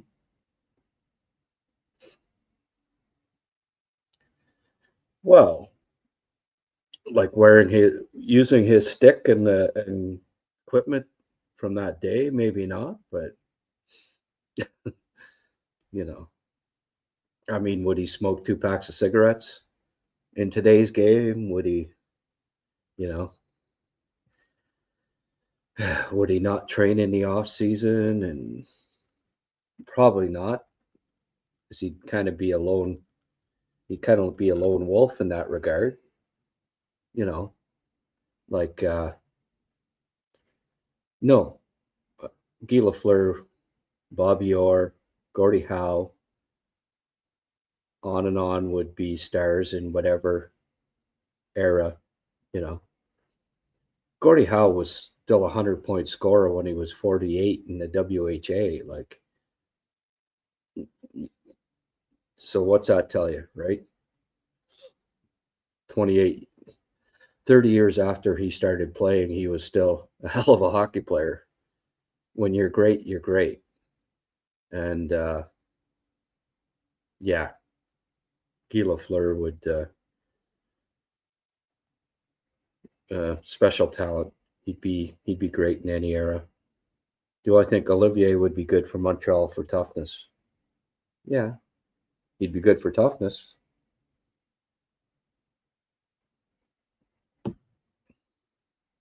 I don't know if Columbus would want to give him up, but the man would be good for toughness. Steven Charles.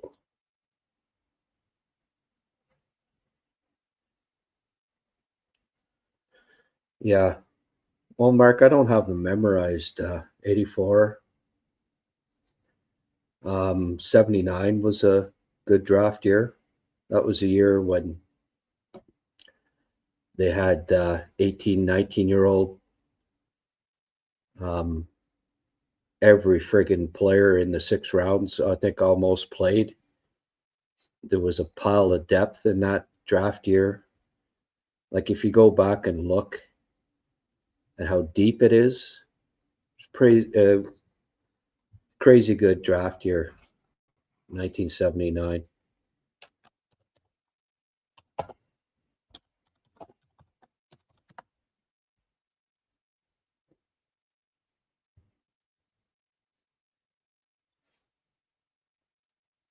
But, I mean, other than Mario, 84, I don't know, like 1,000-point scorer. There's a lot, you know what I mean? I mean, Mario was great, but in the first 115 picks, there was 1,000-point scorer. So,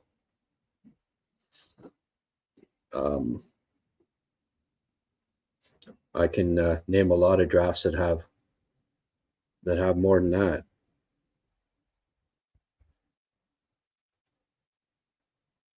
Let's just, for comparison, look at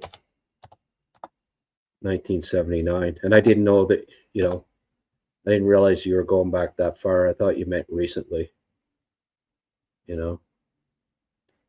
But just as a comparable, the 79 draft, 1, 2, 3, 4, 5, 6, like including Mark Messier, 1,800-point scorer, 700 or 1,000-point scorers in the top 80.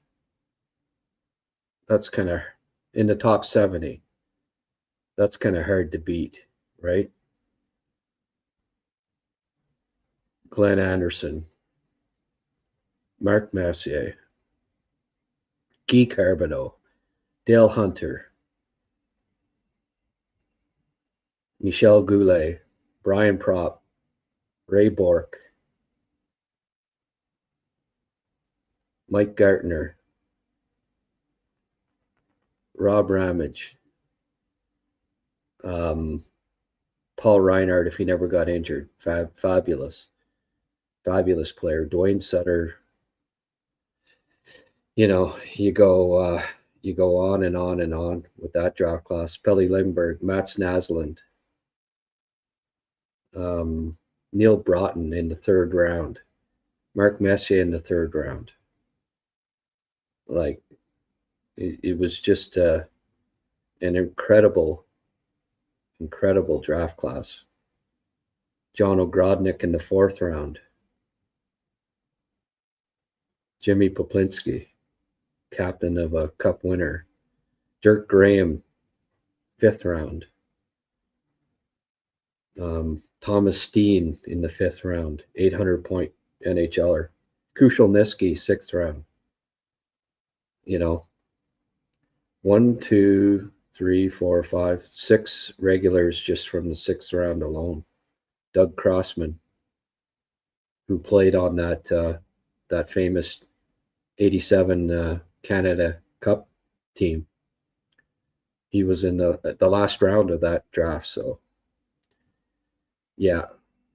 I mean, Mario, yes, the best, better than Messier, better than Bork, but, you know, all-encompassing, I would say 79.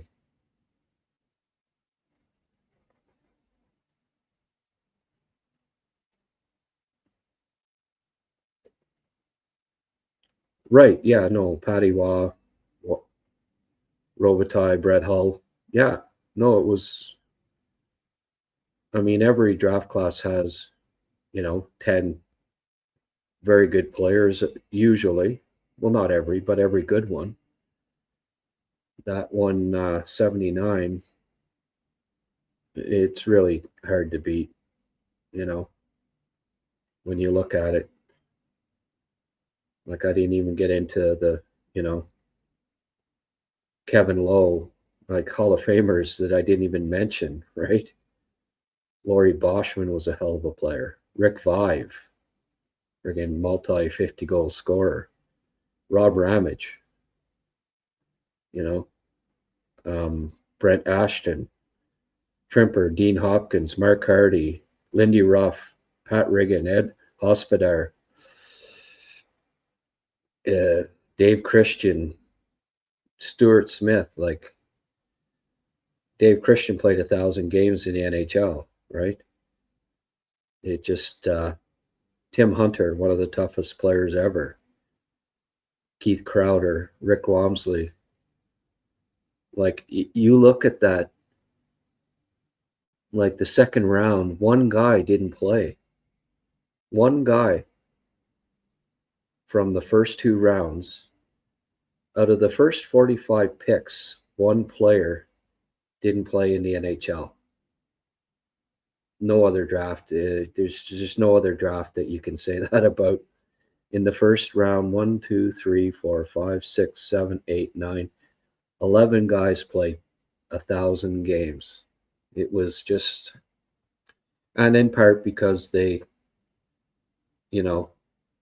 included 18, 19-year-olds, and all these players from the WHA, and it was deep and just a fabulous draft class. 2003, yeah, that was a good year too. Hit the likes, folks. Hey, if you're going to get me to go till 3, you teased me there, folks. Got the $2 from Francois, and then I set up here, and then dry as a bone. No, I'm not going till 3.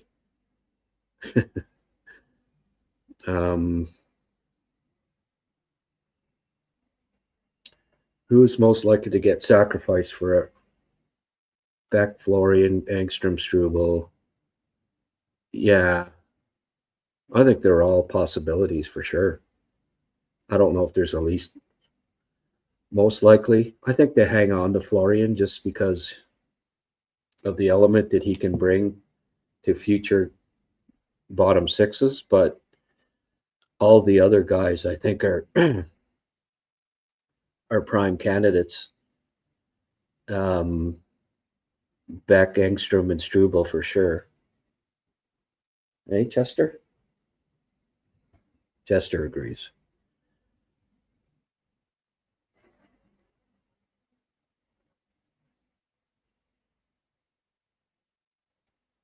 Hey, Grant, did Marchand chicken out tonight? Yeah, I think he got the jack-eye flu. What do you think? Seems kind of coincidence. Tuned in late once again. All I could say all night long was because I'm Cappy. I know. I sang it a few times today. I almost reused the same thumbnail and just said Cappy again.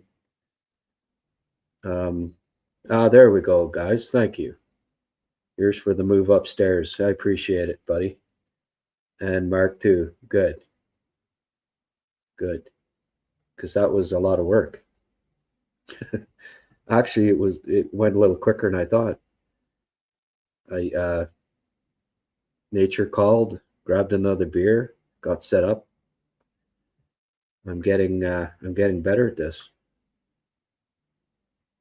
Oh geez, we had 80 people here when I first came back, and now it's back to 120. That's kind of cool. Keep her rolling here, folks. And yes, hit the likes. How many likes have we gotten so far? And Ottawa outscored Colorado in the third period, 1-0. Good for them.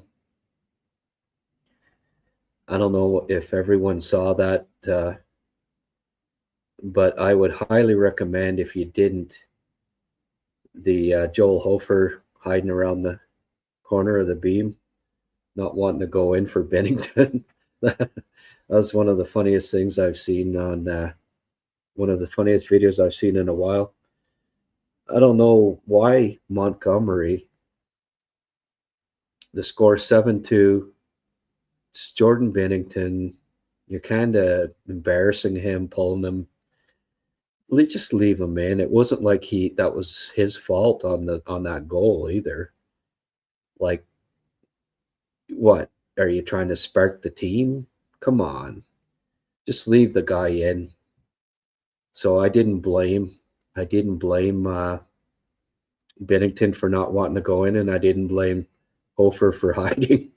It was a funny sequence.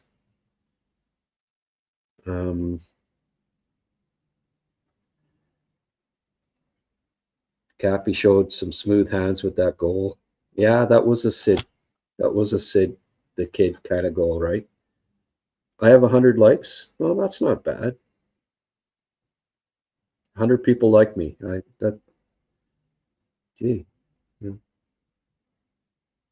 Things are looking up. 2022 was great for the Habs. Oh yeah. Teams have franchise-defining drafts, like we saw it. We saw it with teams in the past. The Habs in '71 getting Lafleur and Robinson, that changed the course. Kept the wheels rolling there for the Habs. Edmonton getting, the '79 draft that I was referring to, Lowe, Messier, and Glenn Anderson all in one draft. They don't win cups without those three.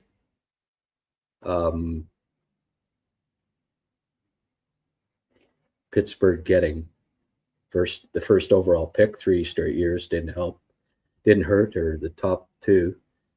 So it was more, not necessarily just one draft, but a few for them. But Boston, when they got Lucic and was it Lucic and Marchand and Bergeron the same draft, or 2 of the 3 anyways, kind of set them on the right course. Ottawa getting Stützle, Sanderson, Gregg in the first round turned them from pretenders into a decent team.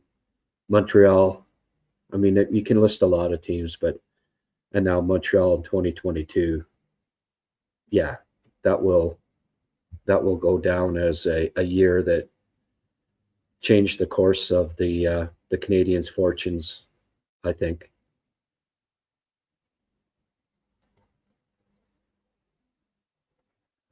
Texier is getting the French guy in Montreal bumped.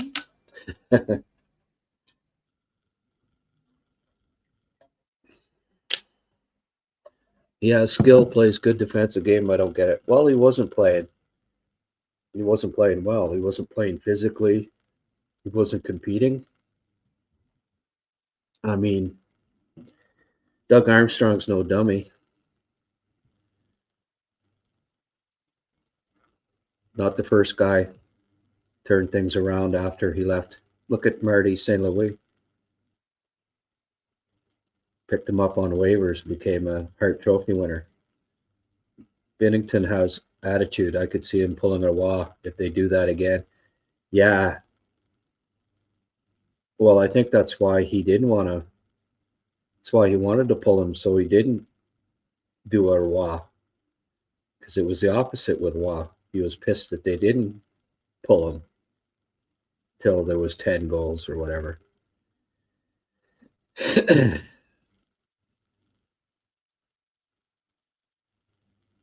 We got lucky like that when we picked up Paul Barron. Yeah, that's right. Paul Biron.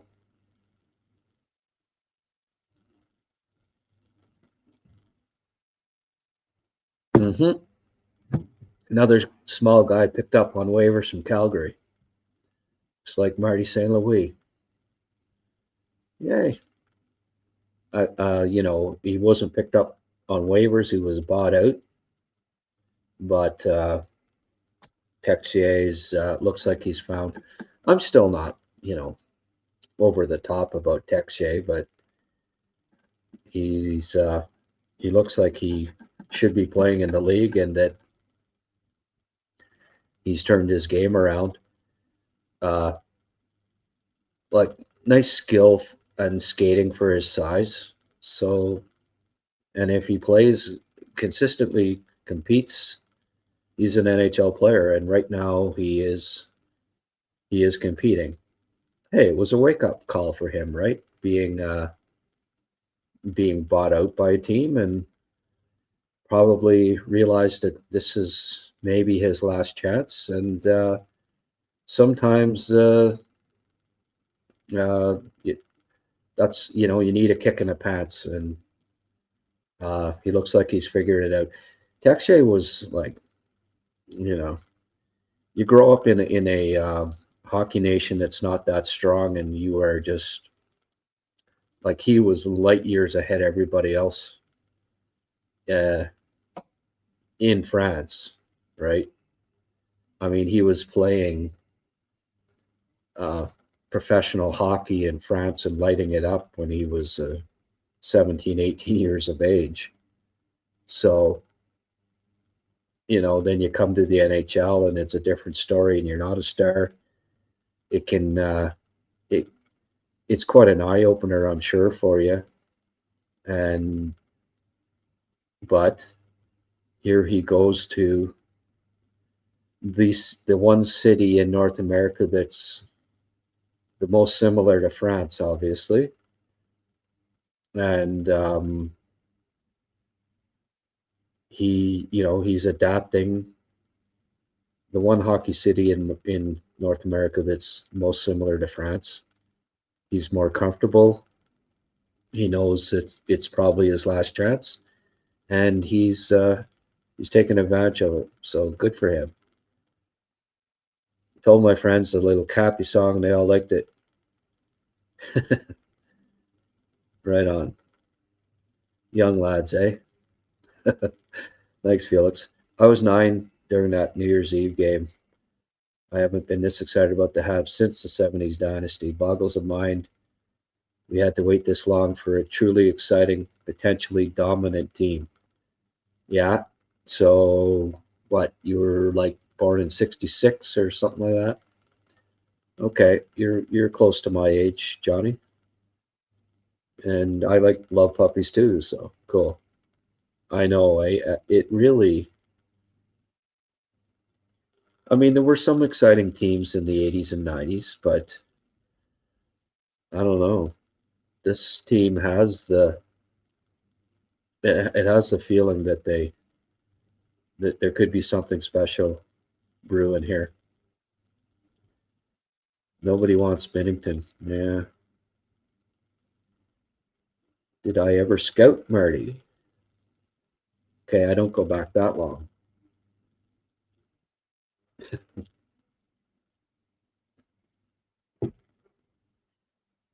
I wasn't scouting when Marty was coming up. I started scouting professionally in 2007, so 19 years, or 2006, so 20 years.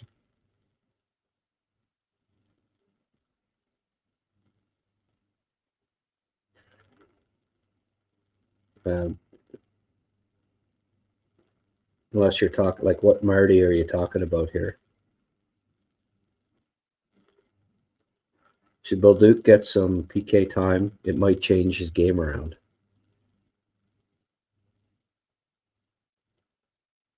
No. Texier can't speak a lick of English, so it was hard for him to evolve with the Blues. Really, eh? It's interesting. Florida's struggling against the Habs because their puck moving, both getting D-men, are not intimidated by their aggressive three-man forecheck. It's making all the difference. Hey, Chris, I saw your email and I never got around to reading it yet today. I'll get back to you, by the way, on that. Been a crazy busy day.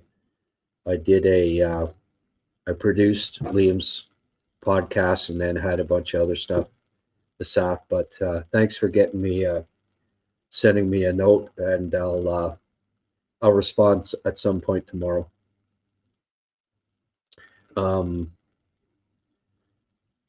Yeah.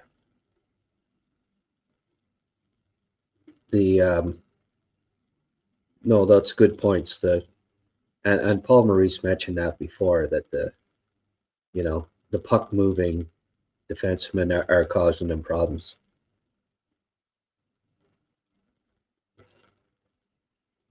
The Habs defense are getting the puck ice whether you like it or not. Yeah, exactly.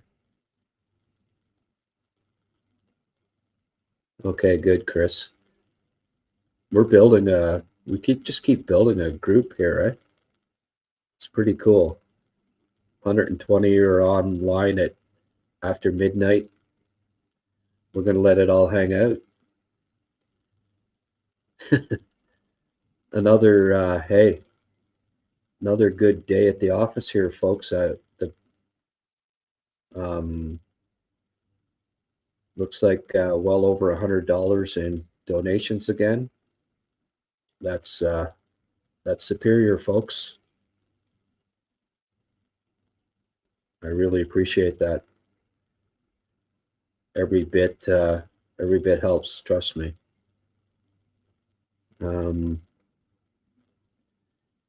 sure you told us before. Can you tell us how you met Liam? Yeah.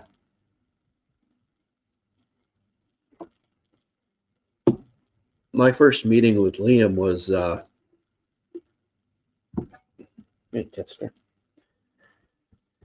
he was co-owner of a bar called the Original Six in the West End of Ottawa, and I took journalism in Ottawa, lived there for most of my 20s. Played a lot of hockey. One of my friends that I played hockey with, he knew Liam, and took me into the bar one night, introduced me to Liam, and proceeded to tell Liam, well, this guy here might know as much trivia as you. And I mean, I knew Liam, I knew of Liam's reputation, and there was, I mean, I know my hockey.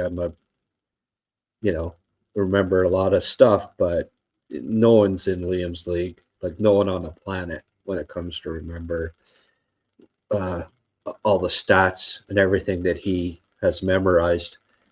And just the look that Liam gave, like, oh yeah, okay. Like how many times has he heard that, right? And then proceeded to blow them out of the water. But I just kind of, no, put the, I certainly didn't, I kind of told my buddy to shut up, And anyway, Liam was a bit standoffish that first meeting, and probably with good reason. And that was the first time I met him. But I mean, both being in hockey media in the Ottawa area, we crossed paths on occasion, and uh, he got involved with a hockey newspaper that I published for a little while after I sold it to my other partner. I mean, we'd run into each other on occasion, mostly just communicated by, once social media got rolling, communicated in that fashion, and basically got to know him uh, just through our connections to Ottawa area social media, and then both being big Habs fans, right? And so I approached him about getting involved with this podcast, and we communicated a lot through DMs and phone calls and all that stuff, and he became involved in this, which is great, and we've gotten to know each other better and become pretty good friends. He's one of a kind. He's quite a character. Did I ever see Boreas Salmon play live? Oh, geez. How old do you guys think I am here? Scout and Marty watching Boreas Salmon live? Ah, do I come across as being 80 years old or what? No, I never saw Borea live. I definitely wasn't going to Toronto. Games in Toronto, you couldn't get a seat in the 70s. But when I was like 12, no, I wasn't going to hockey games in Toronto. Saw him a lot on TV. Good hockey player. A lot of respect for him. He took a lot of abuse. He paved the way for European hockey players. Took that skate to the face, about 1,000 stitches. But, he'd get punched and mauled by the Broad Street bullies and just be back and take it all next shift. One of the first defensemen that would block shot, he'd throw his face in front of shots to block them. He was a real warrior, a hell of a defenseman. Like, not in Larry's league, but the next tier of that era. Boreas Salmon, Salmon Park, that group just behind Larry. And obviously Larry was behind Orr. Like it went Orr, Robinson, Potvin, and Park, really, I guess. Like, well, from 70 to 75, it was Orr and Park. And then from 75 to 80, it was Robinson, Potvin, and Salmon was in the discussion. He'd be just after those guys. So hell of a defenseman. And I had a lot of respect for him.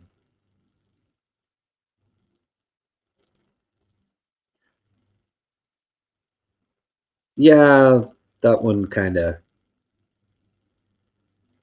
yeah, Liam and I kind of disagreed a bit with that. He said there's no hope in hell that they beat Tampa. And I mean, Tampa won one friggin' playoff game last year, same as the Habs. I don't think that they're invincible by any means. So Liam and I are going to disagree with that. And I also think the Canadiens are going to make a couple moves that will. And I also think guys coming back are only going to make them stronger. So I'm not on the same page with Liam when it comes to saying that they don't stand a hope in hell of winning. Well, he said not of beating Tampa. So that's not only not winning the cup, it's not even getting out of the division. And I think they can this year.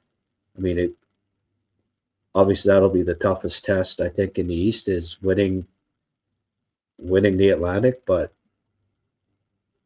I just think I don't think there's a more skilled team in the East right now. I really don't. And it runs deep. It runs deep with the Habs. Like he was saying, not enough secondary scoring. And I looked up, like Tampa has top seven players with 17 or more points, I think it was, and the Habs have 9. So, and that's not even including guys like Doc and Newhook, who would have 17 plus points if they'd have played all year. So I don't agree. And it's not even Texier, who, if he'd have played all year with the Habs, it's safe to say, seeing that he got 6 points in the last 2 games, that he'd have 17 if he'd have played 44 games with the Habs this year. So I don't think the Habs lack secondary scoring. I agree with him that they need a little more grit, and that's one of the reasons why I think picking up Coleman, someone of that ilk, would be a good acquisition. Also got Monty on waivers, yeah. Oh yeah.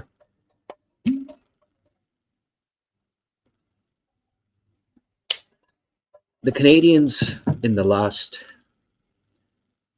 10 years, and this goes back to Bergevin, have been pretty good at not, with a couple of exceptions, obviously, but for the most part, haven't parted with a pile of assets, I'd say in the last 8 years in particular.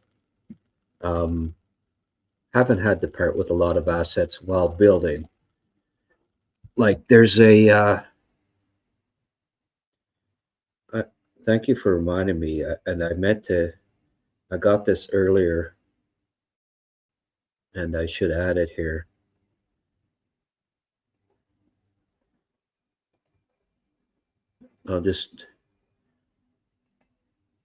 This was the lineup for the Canadiens, okay, in a game 3 years ago. This was, and I mean, they had a couple injuries at the time, but this was their lineup. Now compare that to the lineup they have today, right? I mean, no wonder they sucked at the time. That's just, I mean, come on. Hoffman, Drouin, Armia, Pitlick, Dvorak, Dadonov, RHP on the top line with Anderson and Suzuki, Pizzetta, Belzil, Yolonen, Schuneman, Savard, the top pairing, Matheson, Barron, Well, I think Matheson, Barron probably the top pairing. But anyway, Jordan Harris, Kovacevic, Montembeault, and Nets. How did they even compete with that squad, right? Tell me there hasn't been an upgrade since then. Like, that's just crazy. Absolutely nuts how much improved the team is since then. And you know what? 2 years from now, we'll look at the squad and we'll probably say the same thing to a certain degree. Like, holy frick, team's a lot better now. So the future is now. The team is so much better than it was. And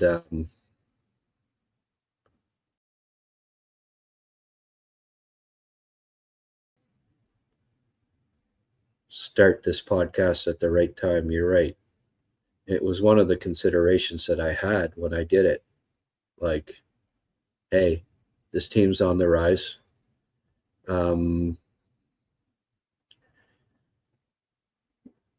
Yeah, well, I am passionate about the Habs, and I appreciate those comments, Chris. Thank you. I talked about Adam Nicholas last night. Hudson mentioned him in a post-game interview. Yeah, no, Nicholas is doing a good job. And it was one of the things about Bergie that,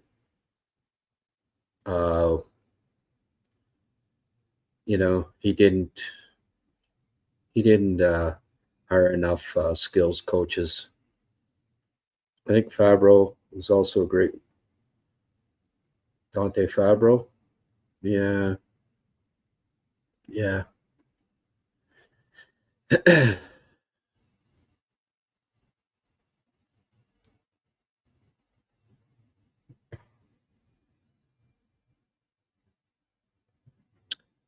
The organization of HabsCast. There's no real organization. I just run a podcast. I produce one for Liam. He comes on my show a bit. I produce his show. Put it up on the HabsCast YouTube channel. And I have a few collaborators. It's me. It's my podcast, and certainly not overly organized, just learning the business as I go along here, doing podcasts, produce Liam's once a week, get him on when I can, and Rick and Blaine and Eric and Chris Stevenson.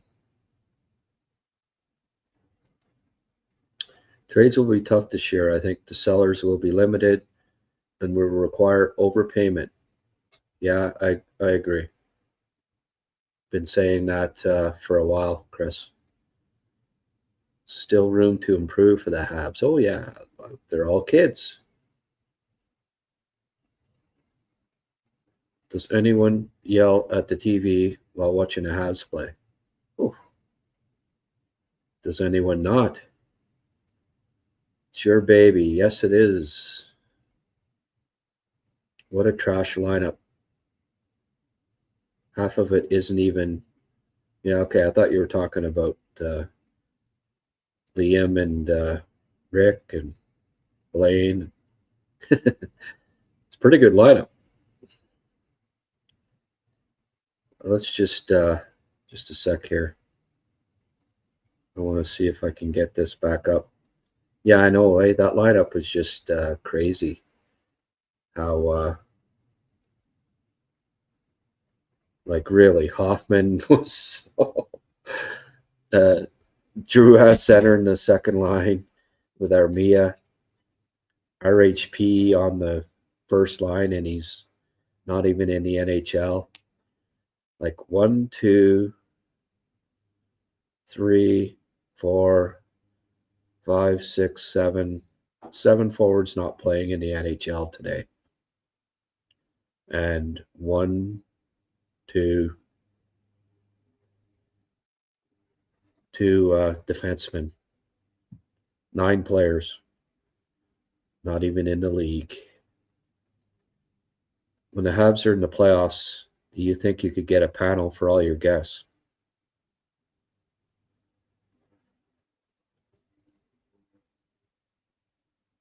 A panel? Not getting enough donations yet, folks. Like set it up in like a studio and all that, you mean? Probably not. I might have 2 or 3 people on at the same time or something at times. We'll see. I mean, I'm not paying anybody.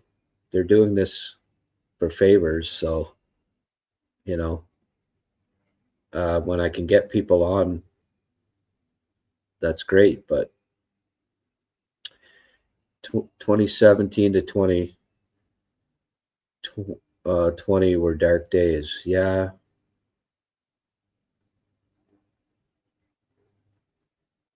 Yeah, sure. Build me a studio, folks. Why not? Tina'd like that.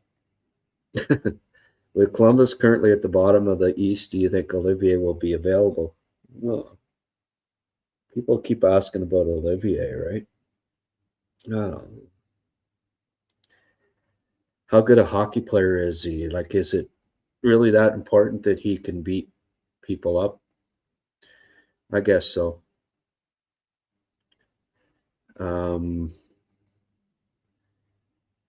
Yeah. Maybe we could help you build a, yeah. Don't ever change the live Q&A. That's what's different and everyone loves. Yeah, well, yeah. Thank you. Like it seems to be working, so I'm not gonna, I don't want to all the bells and whistles and all that stuff. I mean, I'll have people on as much as I can here in the future, but well, that's the thing. Like, I want a guy that can play hockey, I don't know. I never noticed Olivier on the ice. I've never noticed him making a hockey play. I've noticed him beating the shit out of people, but I don't know. Like, it's not the friggin' 70s anymore, No fighting in the playoffs. Well, a little bit, but right. Interaction with members is priceless. There you go. Don't ever change it. Don't ever change either, Mark, okay? But great 70s defenseman. Oh man, I forgot Rick Chartrand. Thanks for reminding me of that. Rick Chartrand. Former first-round pick. One of those Scotty Bowman, if Scotty was coaching a team now, he'd have Barber up on the wing every now and then. He did it with Jimmy Roberts. He did it with Rick Chartrand.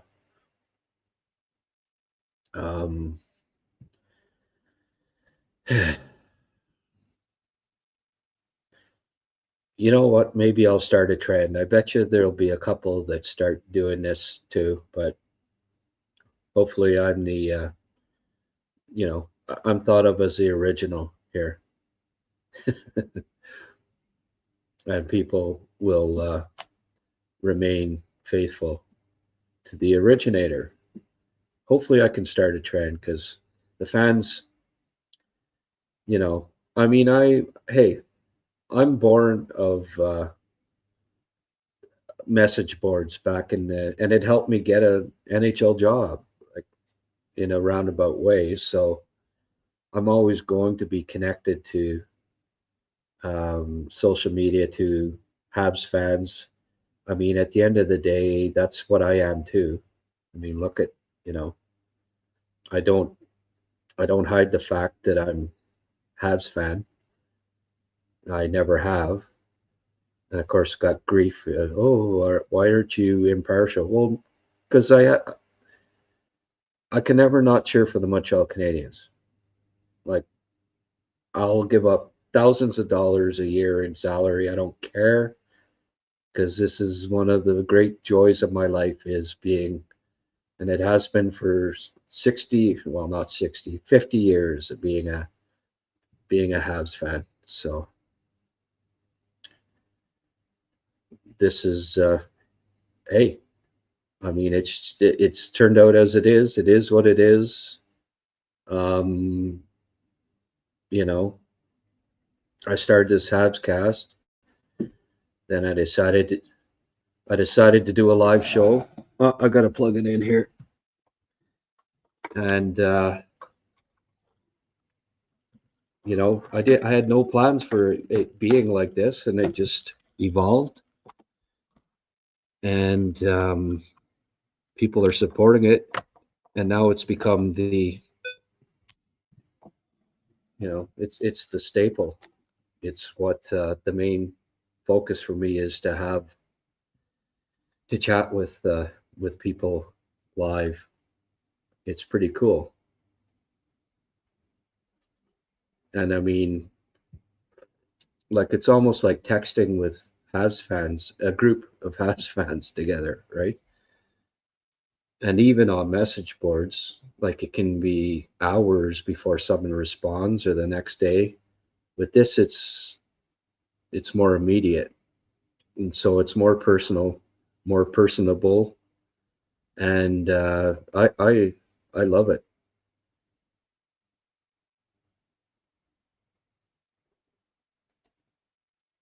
Live Q&A with a trending Habs team is where it's at. Yeah, exactly. Nobody has your insight. Great eye for the game. Okay, thank you.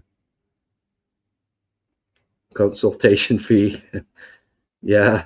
Well, hey, you guys are supporting me for the consultation, so it kind of works out okay. Yeah, and I didn't quite. I meant to get to that, but the decorum on here is fantastic. Great group. People are respectful, and I think it might help that they realize that, hey, if I'm an asshole, I'm gone, right? So, and I mean, I'm not going to be patient with it. There's I don't know, this Sergeant Poivre comes in, and I mean, he's keeping it to one comment kind of each time, but he's on a short leash. You know, like, there's an example, right? You can tell he's just trolling. Like, he's gone the next time. Next comment, if it's the same bullshit, like, we don't need you, you know?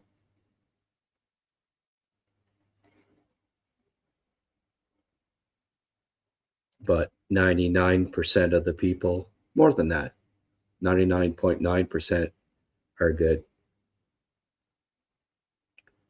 You saw me first on the Sick podcast, yeah?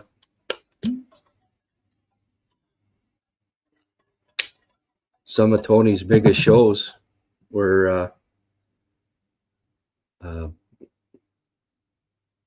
like, I still get recognized by people. I saw you on Tony's show, you know. Some of those draft shows, especially. I know the one that I did, the Habs Will Drafts Laugh. That one got, like, that was his first 20,000 plus views podcast, and I got a lot of feedback on that, because Habs fans were heavy on Shane Wright for a long time there. Boy, oh boy, it was stressful. Just the how people made it so personal. Like, hey, it's a draft. It's an opinion on a draft. I scout. I come up with a list. Don't hate me because I don't like the same player that you do. It's just a different opinion. But no, it was people were just rancid over the fact that I wasn't that I didn't like Shane Wright. And anyway, it got me a lot of exposure. And then when they ended up taking Wright, it helped my reputation. But then, history kept repeating itself. A couple of years later, Beckett Seneca, like, same deal. Like, how the hell can you have him top 3? A lot of people didn't think top 10, and just on the same deal, you get people like call you names and get personal and the whole works. And again, it's just a scouting opinion. And now Kapanen again this summer. I'm fortunate that I've been able to scout him, and it's partly to do to my passion for the Habs through the years, and having the recruits website where people paid for me to do this, to scout Habs prospects and the Habs. And I don't think there's anybody that scouted Kapanen more than me over the past 3 years. Probably nobody. Like, I must have seen him 150 times. And, it didn't take a genius. It just took somebody to watch him 150 times to realize that, hey, man, this guy is just so freaking smart. He does so many things well. He can shoot, he can pass, he can check, he can skate, great defender. I mean, I said it for 3 years. This guy is just so smart. Two-way center that, the Canadians have a really fine prospect. And Marty, I knew the coaches would love him once he was a regular here. And hey, but same deal. People get personal, and you get, actually people haven't been as bad with Kapanen, just people disagreeing with me. Not certainly not the invective that I got with not liking Shane Wright, because that got really, like, there were people that, I didn't even go into the draft.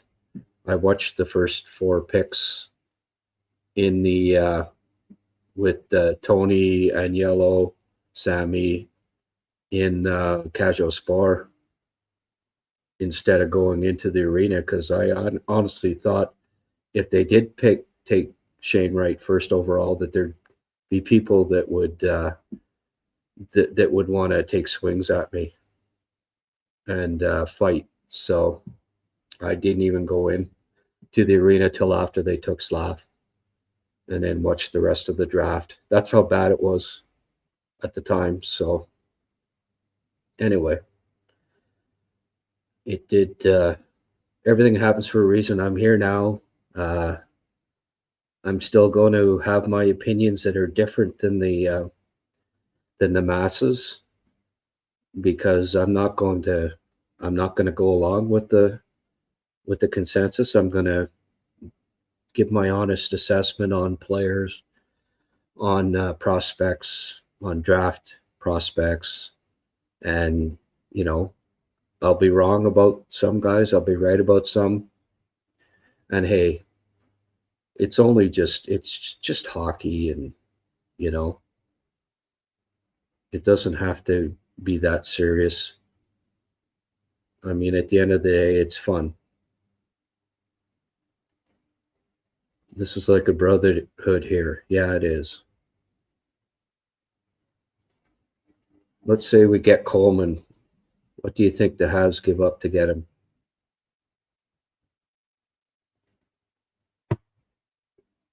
Yeah. Well,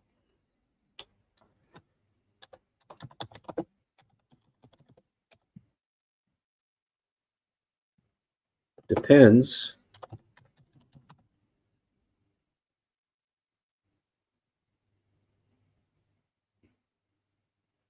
All of a sudden, that's the big thing, eh? Did they not give up quite a bit to get him in the first place? Nolan Foote in a first round pick. Okay. Tampa got him. And Nolan Foote. Yeah, well, by then they knew that Nolan Foote was not very fleet of foot.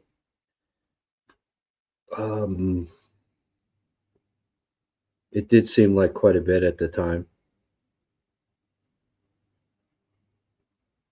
And I think, how old is Coleman now? I'd have to do a little bit of, because this happened during the podcast, or sorry, during the broadcast tonight, that,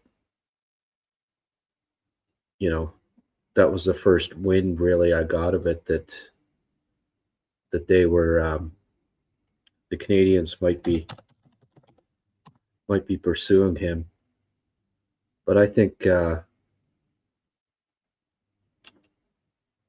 I mean, it probably cost you a first rounder, a good prospect, you know, Engstrom, a second rounder or something, maybe something along those lines. I mean, I'm just spitballing here, but so he's what? Oh, he's that old now, eh? Born in 91.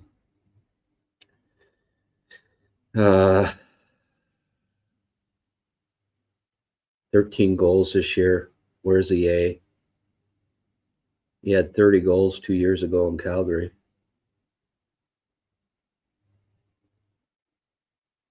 He's now 35, 34 years old. Yeah, something like maybe a second in Engstrom, maybe at most. Maybe just Engstrom it costs, you know. I don't know if you could get him for a second, but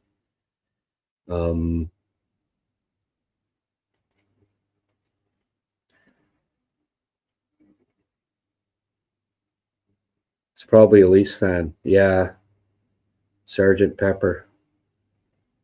I don't know. He's a little salty, that Sergeant Poiv. Your insights on Slav changed my opinion. I have followed you since. Yeah, well, yeah, I did get a bounce off of that. We get Coleman what line? Oh, third or fourth line.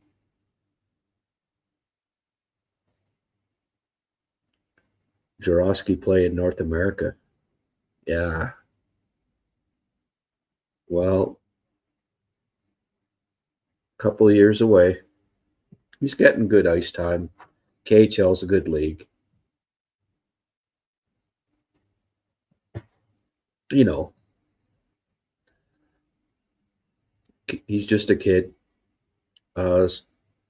Slav is 5 points behind Gauthier. Lots of people were criticizing it. Oh, yeah, I know. I hate, like, well, just like they criticized the Dobson trade when Heineman had a good 10-game stretch, you know? Relax on trades. You don't judge a trade every 10 games. You don't judge draft picks for 5 years, you know? I heard it, I don't know, it was TSN radio or something, you know. Cutter Gauthier go first overall now. Who cares? 2 years after, 3 years after they're drafted, 4 years after they're drafted, 5 years after they're drafted. Wait and see. We're talking about a 21-year-old kids here. Can you, like, I can go back in history of, you can look at two 21-year-olds. One was already doing great in the NHL. The other wasn't even playing in the NHL. 5 years later, he's twice as good. So you just don't, you don't judge draft classes this early. You just don't. It just doesn't make sense. This surprises me. There's more people tuning in now, like almost double than in the first half hour after the show. It's kind of funny. Engstrom or Struble and a first would be the ask, I bet. They need D, and we'll lose Anderson soon. Well, Coleman's 34. He's slowed down a bit in his goal scoring, although, I mean, he is on pace for 25, I guess. Yeah. But, I mean, 8 assists, right? He's not exactly Mr. Playmaker. On pace for 40 points, 34 years old. I don't know. I don't think I'd give up a first in Engstrom for him.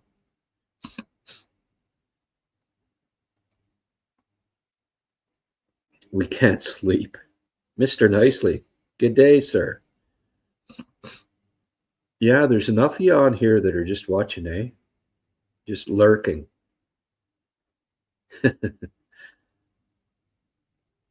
Waiting for me to say something silly 3 beers in.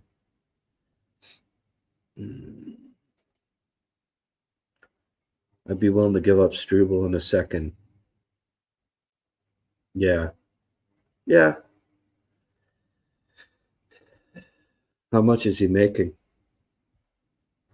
They'd have to trade another player. And that's coming up.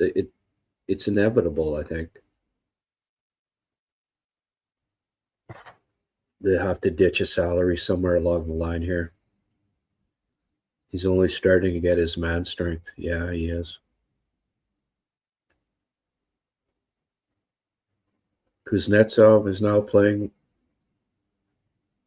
Wonder if I like it because Zrosky won't get to play center anymore. Oh, really? Kuznetsov went there? Bad news. I don't know. I'm not a big... I don't know. I don't know if that's good or not. Are they playing on the same line, Francois?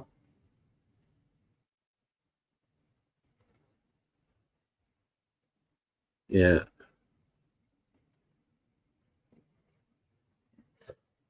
$4.9 million. Is Velarde from the Jets an option?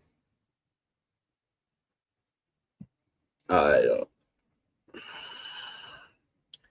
They're the oldest team in the league. Why would they trade a 20? What is he, 24? I don't think so.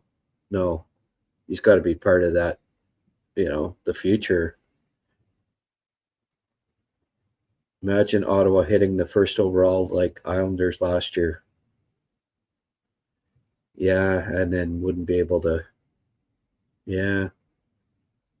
Where are they drafting today? Something like 5th or 6th? Yeah.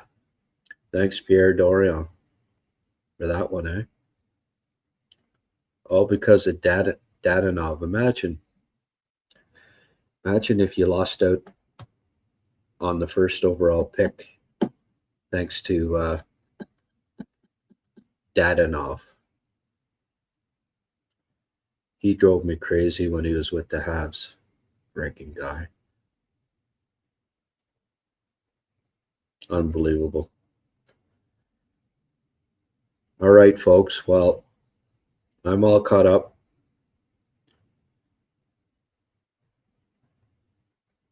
The donations stopped coming in.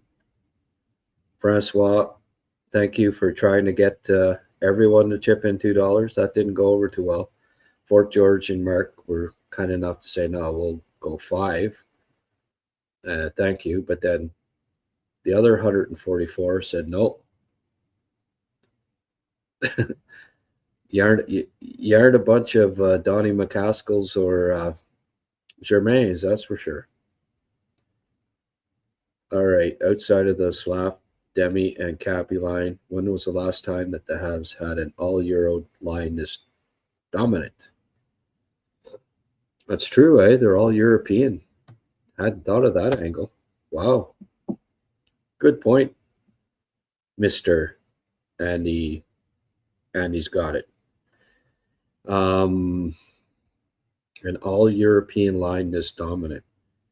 I would imagine it's the first. Like, I don't know, that I'd have to go back over. Like, did Koivu play with a couple of Euros there at one point? Shell Darlene with Mats Naslund, and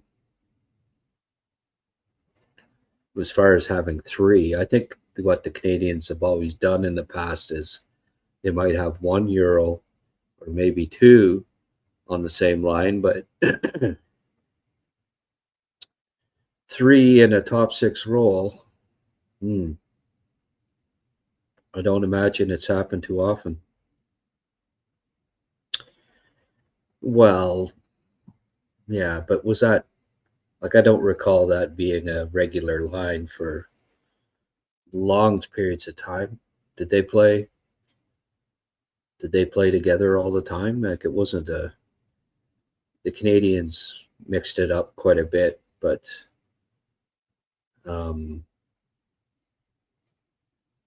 like, that doesn't register in my mind as a regular line for any. Certainly, if it was on off for a couple of years here and there. Friggin' Zednik getting hurt and Koivu getting cancer and all the stuff that went down, but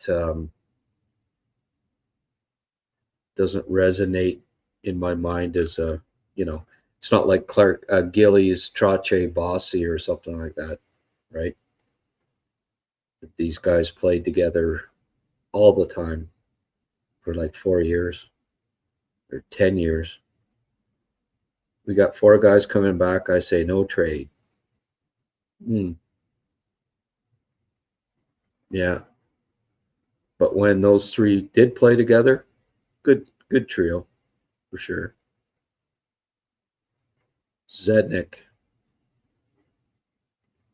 had some nice games. What was that trade again? Was it Zednik and Bulis in a second or something like that for was that the one that they traded Trevor Linden? Or Zednik, Bulis, and I think it was a 2nd round pick. It ended up being a good deal. Zednik was a hell of a player. Bulis had a couple decent years.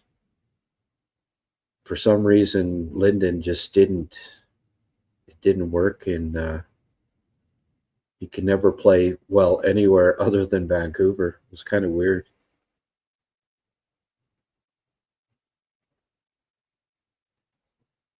Yeah, Covey Panic line, yeah.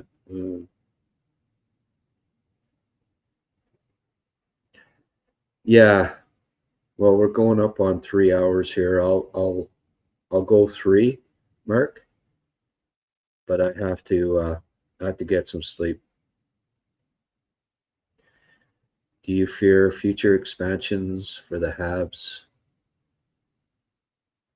We would lose great players that are valuable for us. Can't worry about that. Yeah. All right, Fort George. I'm not long for this world either. Chester even gone to sleep. Oh, that's nice of you, mister. You get that?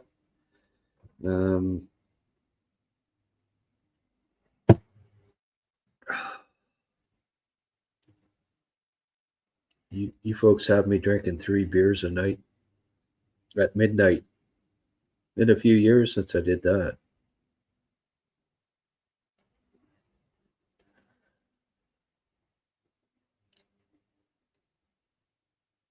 Felix, it is what it is. Montreal's got such depth and such good young players coming up. They'll be able to take the hit a lot better than most teams. In fact, maybe expansion will be a good thing because there'll be some of the teams that are their biggest rivals that will be hurt more by it because they don't have that young core coming up that Montreal has. One way of looking at it, right?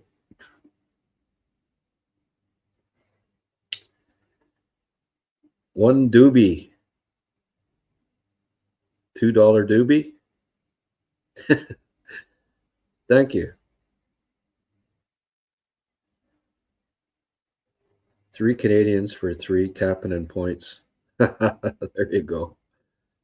And a doobie from Mr. Nicely. The Doobie Brothers. Mr. Bennett almost got the hat trick last night for the Cats. Yeah. Freaking guy. I don't know why he wasn't picked for the. Like, I'd have picked him over Marchand all freaking day long. And they made Marchand one of the first 6 players and then don't pick Sam Bennett. Like, what the hell is that? Like, come on. Cappy, what a find. Yeah. Nice parting gift from Trevor. Got him in the 60s. I remember I'm scouting the U18 tournament, and Trevor, how did Cappy play today? Oh, well, he got concussion. No. Trevor really was looking forward to seeing him. And actually, you know what? It might have been a blessing because if Kapanen had played that entire tournament without being injured, he played with a concussion. He goes higher. He goes higher in the draft. I have no doubt about it. But because he basically played, he missed a game, and then the last 2 wasn't himself because he got really rammed into the boards. It was like a guy cross-checked him head first into the boards. And the tough son of a bitch, he came back and played in the tournament anyway, but he wasn't the same. And it dropped him, I'm positive, because I knew of NHL guys that thought he was a 30 to 45 guy for sure. Trevor certainly thought that. And even despite his kind of disappointing showing because of the concussion at that tournament, the season-ending U18, when he was still there in the 60s, they jumped on him, and you did a redraft right now, frig, he'd be maybe top 15. Certainly top 20, top 30 somewhere. Gulu will probably be our biggest, back for the biggest of the year Saturday. Yeah, that'd be nice to have. Yeah.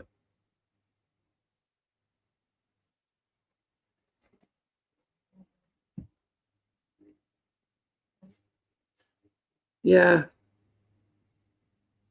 I think Gooley's. I'm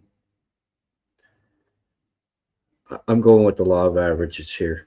He's going to be healthy now. Healthy young man for the next 5 years. A couple of tweaks here and there. Optimism.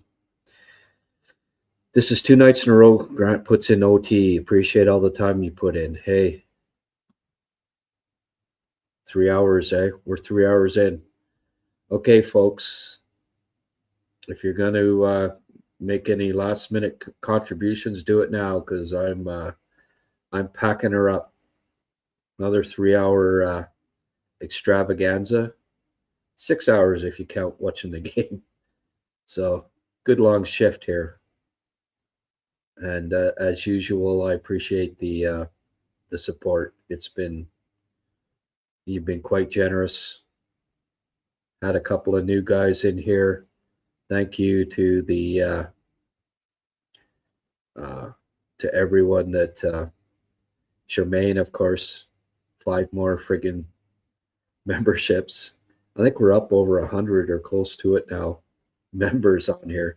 Mr. Hat Trick making an appearance and saying, hey, like this was pretty cool. Have some donation catching up to do with the guys. Thank you, newcomer. I appreciate that. Gorger Man said, oh yeah, I better match that. You didn't have to. Just fabulous that that we're getting this support, that we're getting this group together of Habs fans that are best on the planet. It's great. Okay, guys.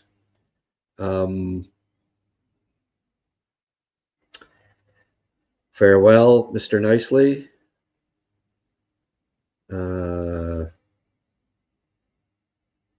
Appreciate the grind. Appreciate you tuning in at 1 o'clock in the morning. All right, folks. That's it. Another one in the books. Good night, Mr. Hattrick. And thank you again. Okay, folks. Saturday night. We'll see you then. I'll come up with something tomorrow. Some kind of yeah. I'll do a scouting report or something, or I have to work every day. It's just the way it is. I'll do some kind of live podcast, come up with a theme, and hope you can join me, set things up for Saturday's game, and it's all good. Thanks, guys. See you Saturday night for sure. And good night.